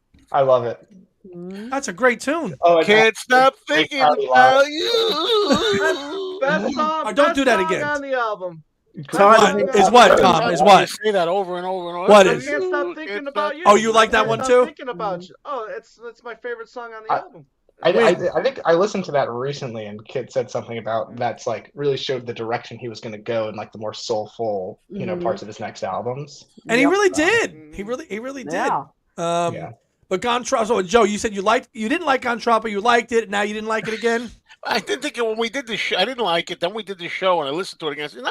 It's not as bad as I thought it was in 1982, in my opinion. But now I'm thinking I have to, something's got to be your least favorite, and I'm thinking it might be. It's either that or Extra Texture for me. It's hard to say. I think a lot of people might have came back to that because with Joe Brown doing That's the Way It Goes at the concert for George, really brought that song probably in that album into people's consciousnesses a little bit more because I like that song. I'm going to be honest, I didn't know that song before the concert for George. I did not. Yeah. And then I'm like, what album is this on? And I'm like, holy shit, this is a good song. Well, I first discovered that on the Best of Dark Horse. That's the way it goes. I mean, that was on there. Yeah. No, it's not. What's the song that goes? Yes. I don't know the words, but the Extra Texture goes. Well, I'm sorry. Yes, I'm wrong. You're right. It is Tom. Yeah. It's my favorite one by far, unironically, is "Really Love You." You like that one? Oh, yeah. I love that one. Just like there's like deep voices in that. Like it's just there is. silly, but like so. Yeah.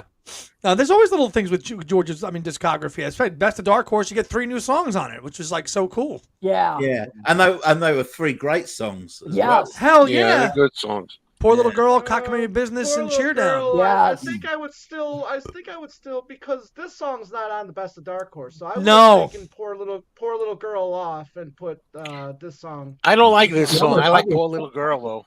You don't like this song? I don't like. I like what it's about, but I don't think it's a very catchy song too much. Oh, I like it. Oh, it's fantastic. That piano. Oh, that piano. And the video. Come on. The video's good, but are we talking about the video or the song? What are we talking about? Both. Oh, For me, I mean. Both. But it's interesting. How many ways can you kind of slice and dice these albums and talk about them and keep it fresh and keep it relative? Especially with John and George, it's got to be tough. But thankfully, if the estates keep doing if the estates do the right stuff and keep doing it up, I think George's has to. I know they just did what's the new deal now, Tone, with BMG. Yeah. I think the deal is that all the records all the albums apart from Bangladesh and I think maybe All Things Must Pass. No. Yes. All Things Must Pass are supposed to be coming out on Dark Horse records. Put out some unreleased stuff. It's Harrison's, man. Put something unreleased out. Brad, you cracked me up. We're getting Wawas down here in Louisville, and every time I hear it mentioned on the news, I hear what? I don't do no Wawa in my head. I don't need no Wawa. I'm sorry about that because Wawas are just, God. Yeah, I went to one and I kind of thought once I just thought, really? That's I had heard all this fuss about them. It's a Philly chain that has invaded America. Please don't get me started. Like okay. Yeah. Is there any George album that you guys have not done another review on or another listen on? Well, I know it's the self-titled George Harrison because I keep mentioning it to Ken, and then I think we did that. We looked to self-titled, Kyle. That's my memory, but you guys would know better. I'm trying to remember because I thought we were thinking about that recently. I think maybe we thought about because I guess the only hesitation was that I guess we're thinking, well, has it been badly reviewed? Because I don't know, has it been? No. But we are thinking about maybe expanding it. Yeah, because it doesn't have to just necessarily. Would you do another listen just because it's another listen? Not have you guys considered doing another listen and then including live albums in that thing too, or no? We could think about that. Yeah, electric. We haven't talked about that yet. Yeah, Electric Sound. Yeah. We gotta give that a first listen before we give it another listen. Yeah, I don't have it handy here, but very good, Tom. That's why I bought the new thing because I figure at least if I'm listening to it, I can get the new vinyl with the design on it. The Zoetrope pressing. Kyle, have you gone for any of those new Zoetrope type stuff pressings? Considering it, but not this first. You know what really turned me off? Like you need an app to see it. Do I have that right? Yeah, you do. You do. Oh, yeah. forget you it. do? Okay, I'm never going If to it see was it. like an illusion I could see on the turntable, I would be It's- into it. It's a ridiculous concept. I did a video. It's basically you get an app and you stand over your turntable and you look at the record going round through your phone. That's too much work. That's bull. That's bull Who crap. wants to stand by their record deck while they're listening to an Yeah. album? It No. doesn't do nothing. That's It's stupid. called. And what happens in another like 30 years? Is there going to be such a thing? I didn't know you needed an app on your phone to do that. Yeah. They're trying way too hard. The answer is Early Takes Volume 2. It's Thank not you. more Yes. complicated. Yeah, right. Thank you. I'm That's neat. wondering, like, because does George have like albums like sitting in the can ready to go that he just like aborted the He last said he minute? had a lot of stuff. I remember him saying he had a lot of songs. But I wonder. Danny's so proud of his dad's history and everything. Don't you think they would have put together a plan to put everything out? I Yeah. don't know why he's so slow getting stuff out. I don't Terrible. get it. But Who knows? even if there aren't unheard songs, there's got to be outtakes and demos of the songs that Right. eventually Like, appear. wouldn't- Living in the like- Material World must have outtakes and demos and Dark Horse and all of those. Sean was inspired by Danny, what they did with the crate, right? For All Things Must Pass. Okay, so like now Danny needs to take a look and see what the Lennon Estate's doing with their deluxe sets, and like, look, this is how you do it, mate. You put it, you put a nice package together, a good book, 5 or 6 discs, a Blu-ray, make it affordable, charge $100 and $150, £150, whatever, and put it out for Material World, Dark Horse, Extra Texture. Yep. 33 1/3, self-titled, all of them. Yep. That's how have to been- do it. What has been some of your favorite releases over the last, let's say 10 since 2010 maybe? I mean, what have been some of your favorite releases over the last 2 decades? Like Queen, what do you think some of the best ones have been? What are your favorites? You mean like reissues or Yeah, just... like reissues. Okay. Yeah, reissues. Yeah.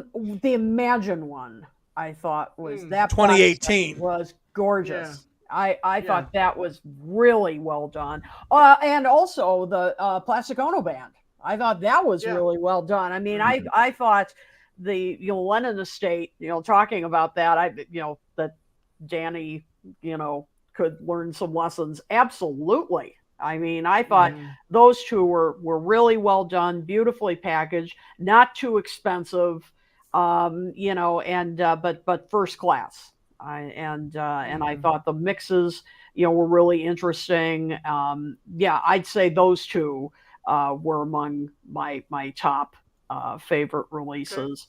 And I will say, I've probably said this over and over again, but for Beatles, I would say the Sgt. Pepper set was the first one. Yep, yeah. That was a revelation for me. Oh. I mean, it really was. There were some mixes on there, and some of the White Album. Not all of it, but some of it, like Long, Long, Long. I'll never forget, Tom, when we were at the Monmouth conference, and they played Long, Long, Long. Now these were on big speakers, but the remix of it, and I was just blown away. I mean, because to be honest, that's not one of my favorite Beatles songs. It's a little bit lower on the list, but what they did with that remix, I mean, was stunning. I mean, I thought that was absolutely stunning. So I would say maybe those two were the most startling for me, but Sgt. Pepper way up there. So I guess I'd start with those 4. Okay, Tone, how about you, bud?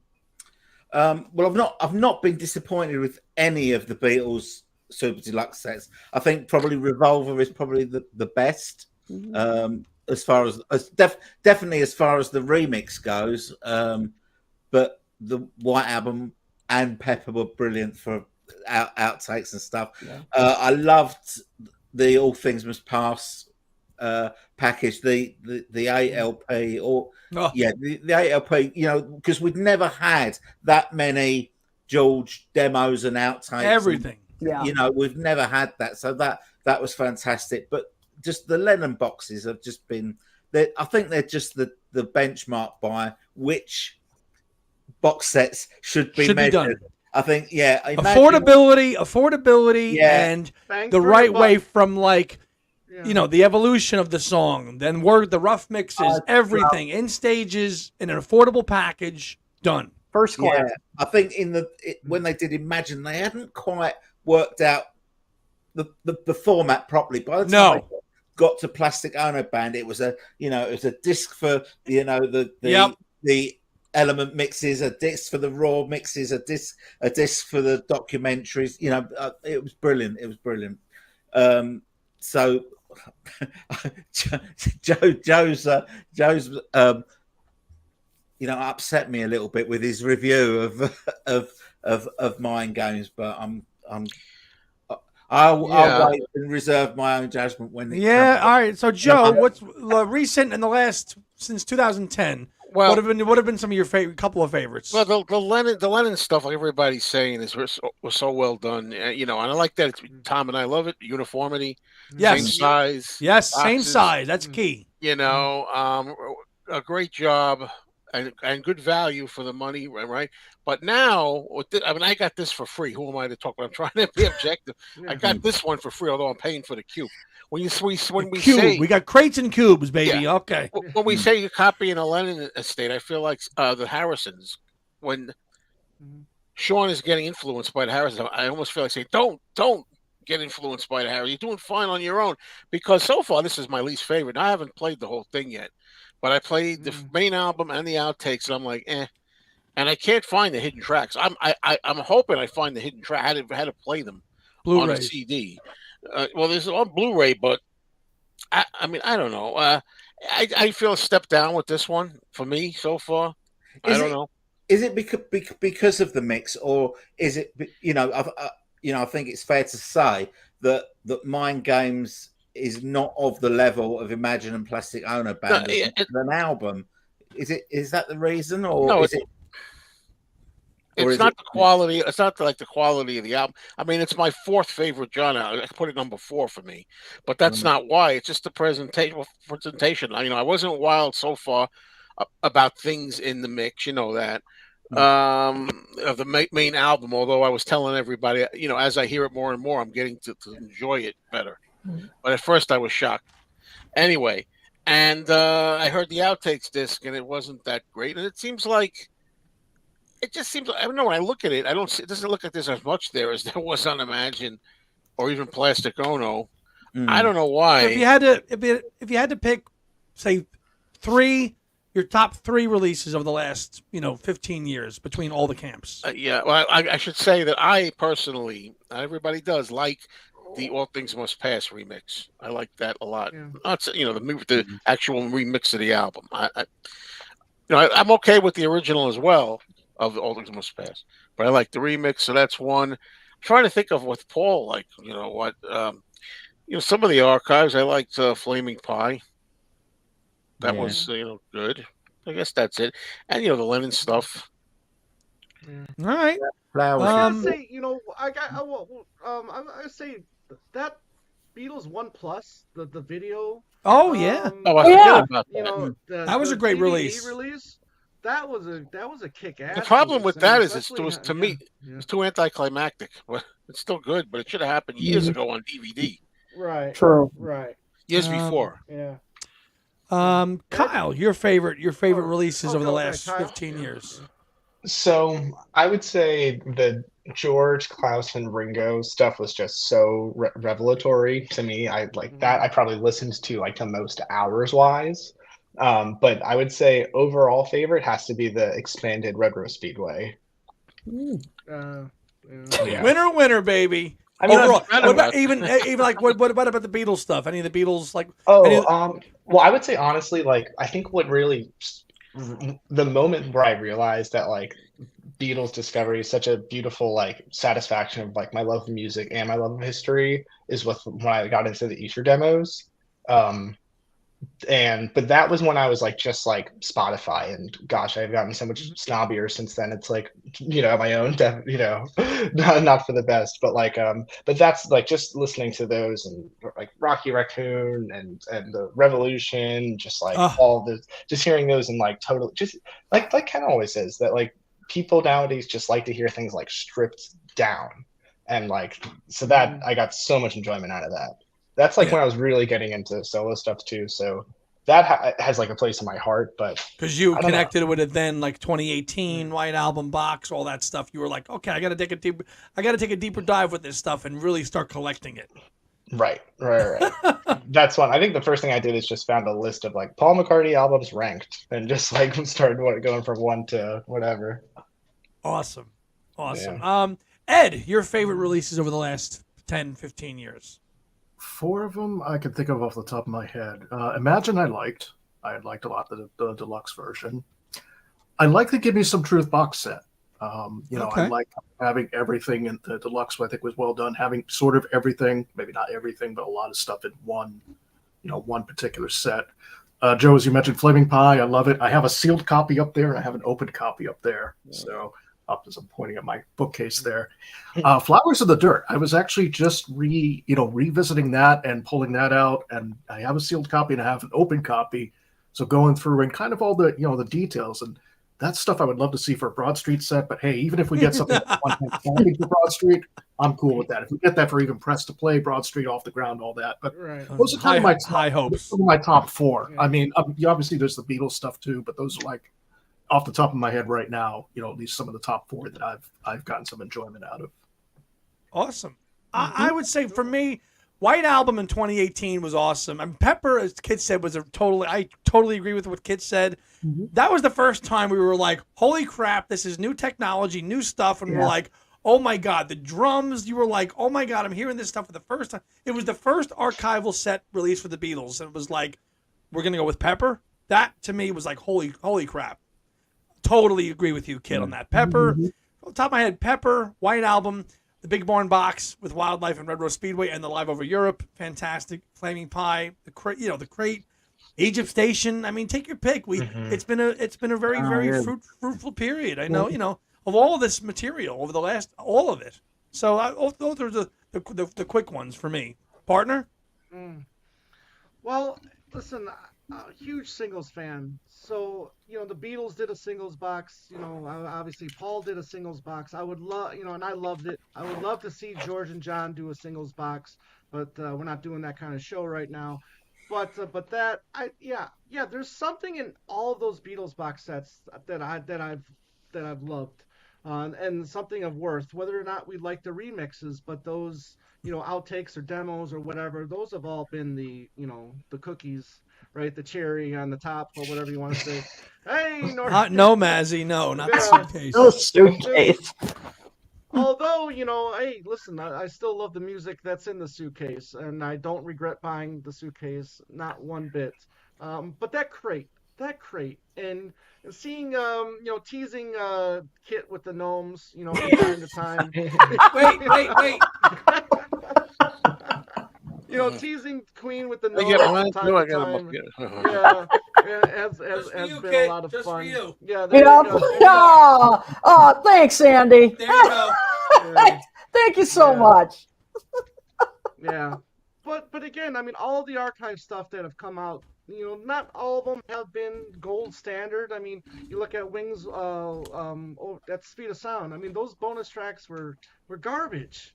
Really, and what was the other one? Pipes of Peace. Besides, it's not on. I mean, besides that, I mean, that's a I love It's Not On. Oh, It's Not On is so good, Kyle, isn't it? It's so good. It's so weird. I love him. Arnie Pipe. A real banger. A real one. So, well, Speed of Sound had the demo versions of Silly Love Songs and Let 'Em In, which was cool. Mm-hmm. Did they? What about Beware My Love? And Beware, there wasn't a lot of demos, but you had Bonham. With Bonham, Bonham yeah. Anyway. Can I show off a real quick recent acquisition I got? Yes. I know it's super far please, into this. show us. I've told you about this, but I want to show this off. What are we looking at? We're looking at McCartney. We're looking at a McCartney vinyl. The reel to reel. We talked about this. Yeah. My! Can I see the back? Can you show me the back? Of course, yeah. Oh my God! A little closer. Getting closer. Oh my God! All right, now all of the tracks are all in the wrong order. It's flipped. Yes. Yeah, I think that it's like supposed to be like you play side 2 first. Like sometimes And they then put them in like reverse tails it. up. Yeah. Yeah, yeah. Now, Right. Kyle, refresh my memory. You can play those or you can't? I can play them. I found a reel-to-reel machine got on a the reel- sidewalk. you got a You reel-to-reel. found Okay, one. I remember you cool. messaging me. You texted me Yeah. that you found a reel-to-reel. How does it sound? It's literally just like my favorite feeling. I love it. Just like the guitar, it literally feels like McCartney's like plugged into my speakers. Like especially like my favorite one is probably like Sing Along Junk. Just that like pure acoustic and Yes. stuff. Like Yes. it's amazing. On Then- reel to reel, which I gotta Yeah. say, that's an expensive habit to have right now because those reel to reels. Yeah. I mean, how many do you have in your collection right now? It's criminal. I probably have like 5 that I actually listen to, and then Right. when I first got into it, I was buying them at the wrong speed. I got a Sgt. Pepper one that you're reeling the reel and it's just like breaking and breaking, and it's like oh my god, I just spent $90 on this like piece of crap. So I've really slowed. But I listen to this and I listen to this. Oh, Very, very cool. Very I have cool. Tapestry. I have like a Jim Croce album. I have a bootleg Run Devil Run, which I'm like, why? Oh, yes, I remember you telling me about that. Yes, a Run Devil Run bootleg one. I remember that. I justify it because it was probably cheaper than the vinyl, and it still sounds pretty good. It's probably transferred from vinyl. To reel to reel. And can you hook up the reel to reel machine to your hi-fi? Oh yeah. I mean, it's yeah, it's got the RCA cables, so it's no problem. And what input do you plug that in as? Is it just phono or into the amp? Yeah. I get directly into the amp, and it's okay, tape. You put it in his tape. Okay, yeah. That's So- awesome. Well, that is a hardcore, like going back analog, like totally to listen to music. I mean, I've tried. Yeah. I actually have a reel to reel player, but I have no reel to reel tapes. It's supposed to be the best sound, right? I mean that's what I hear. But like certain ones, like if you get a certain speed, it's kind of like similar enough to vinyl where it's not worth it. You want like the faster speed, kind of like a 45 RPM. Yeah. But Interesting. Yeah. Well, awesome. I turned my mic up, so anybody in the audience, let me know if you hear me a little louder. What? Yeah, exactly. We are. Anyways, but listen, I want to spend a few minutes with Andy. So I want to thank you all for joining us. I really appreciate you guys. Beatly Tone, the fact that you stayed all this time. Is it almost 4 a.m. now? Yeah. Or as Elton says, it's 4 o'clock in the morning. Damn it! Listen to me, good. Yeah, it's 10 to 4, which is really now 10 to 6 for me. Oh man. Since Cyprus this morning, they're 2 hours ahead. Thanks for having me on, Tom, Andy. Congratulations. Thank you. On Thank you. 250. Keep up the good work. Brilliant show. Kit, Ed, Carl, nice to see you. And I'll see you all soon. Good seeing you, Tone. Have a good night, Tone. Thank you for being on here right off the plane from Cyprus, and he's on for 3 hours on a stream. Home run right there from England. Thank you, Tone. Cheers, guys. Cheers, everyone. Bye. Bye. Queen, what do you got coming up?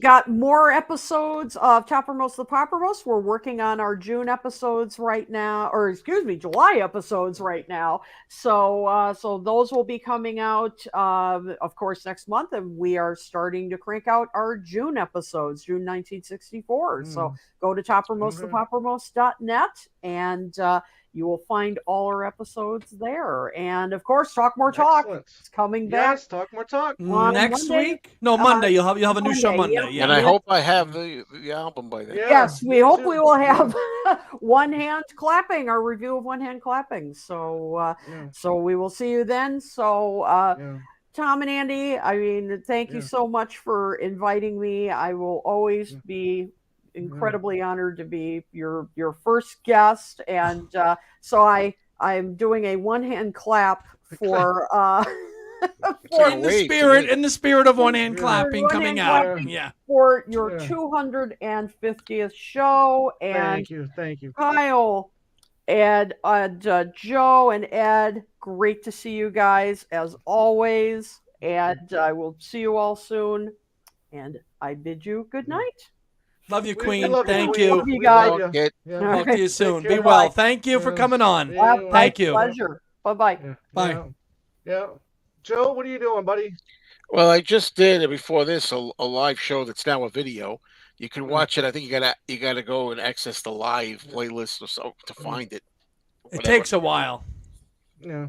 About the John, the There it new John is. Lennon There it thing. is. Yeah. 6 CD set. I listened to the first album. Anyway, Kit was on there live with me. So we at the end, later on she joined. So you might want to check that out.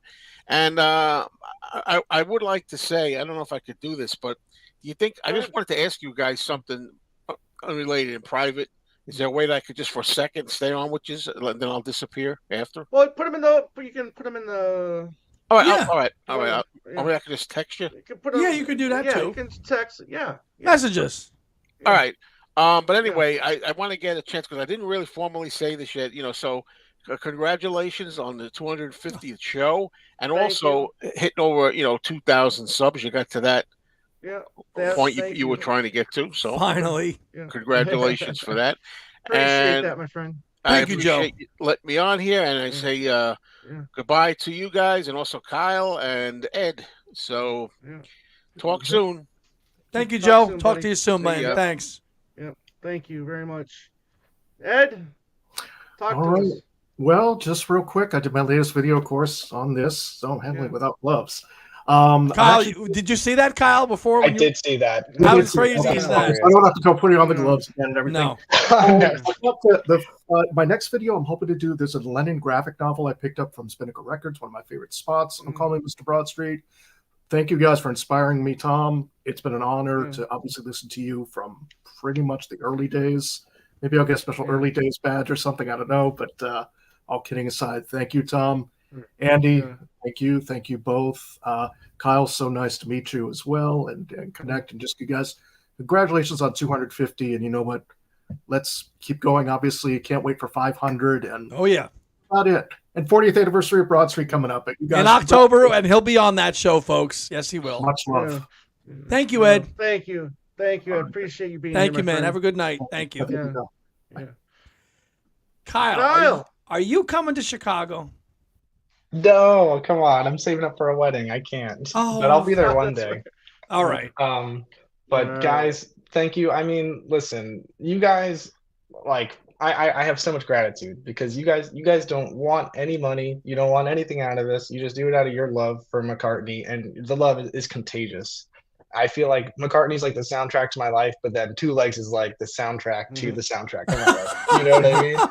Like, no, you guys are the best. Like, and yeah. So thank you for just your. Thank you. Thank you. No, it has listen, been it's, when we connected at the fest in 2022, three, yeah, two. Yeah. It was incredible. Yeah. You know, we sparked up a friendship, and you're close to me in New York, and you can message me anytime, and you come up with you'll say, hey, look, what about doing this for a show or a topic? And I'm like, this guy is so on point, and he's so cool and so chill, and he's honest and he's real and he's passionate, and he's the same way as all of us, and I couldn't be more appreciative for your friendship for the show and giving us ways to kind of keep it fresh and ideas for shows. I absolutely love it, and I sincerely appreciate it. Oh, same here. Thanks, Andy. We'll make the Maca exhibit eventually.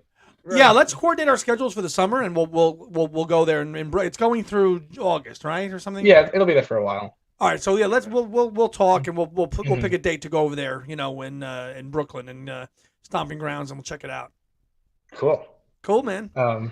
Kyle, we really appreciate you sharing your passion with us as we're sharing it with everybody out there.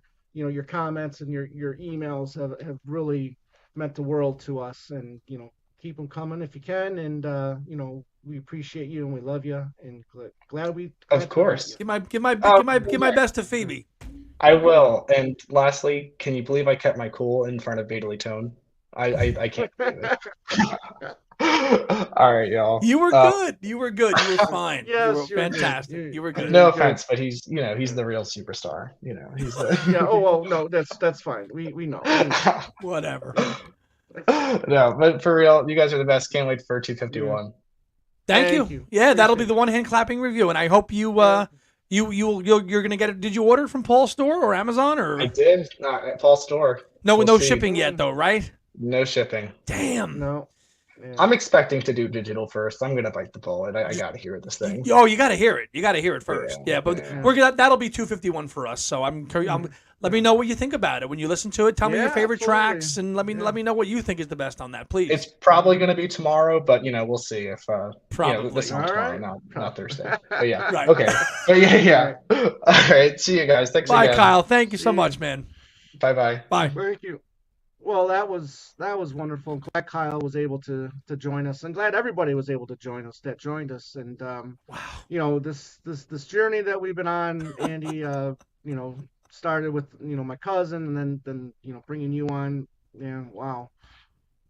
And like you said, I mean, it's just like it's never ending, right? It's the topics I don't think are going to dry up any soon with the new releases and Books. the authors and the Authors. books. Yeah, exactly. Yeah. Interviews to go back and pull Yeah. apart and eat them and chew them, dissect them, and Right. we've only just scratched the surface with doing that with interviews. Really, exactly, and and the same with musicians as well, right? I mean, we've talked about getting back into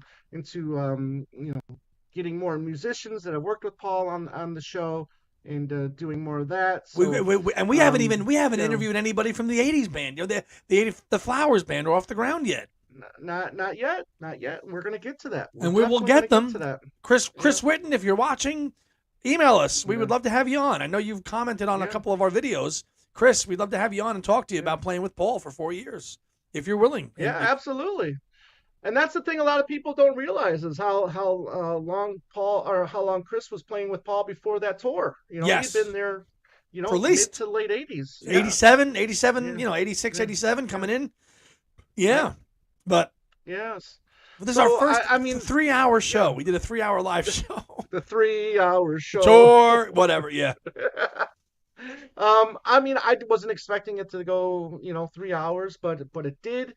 Had a lot of fun, talking with our guests and in the comments in the peanut gallery. I don't mean that in a bad way.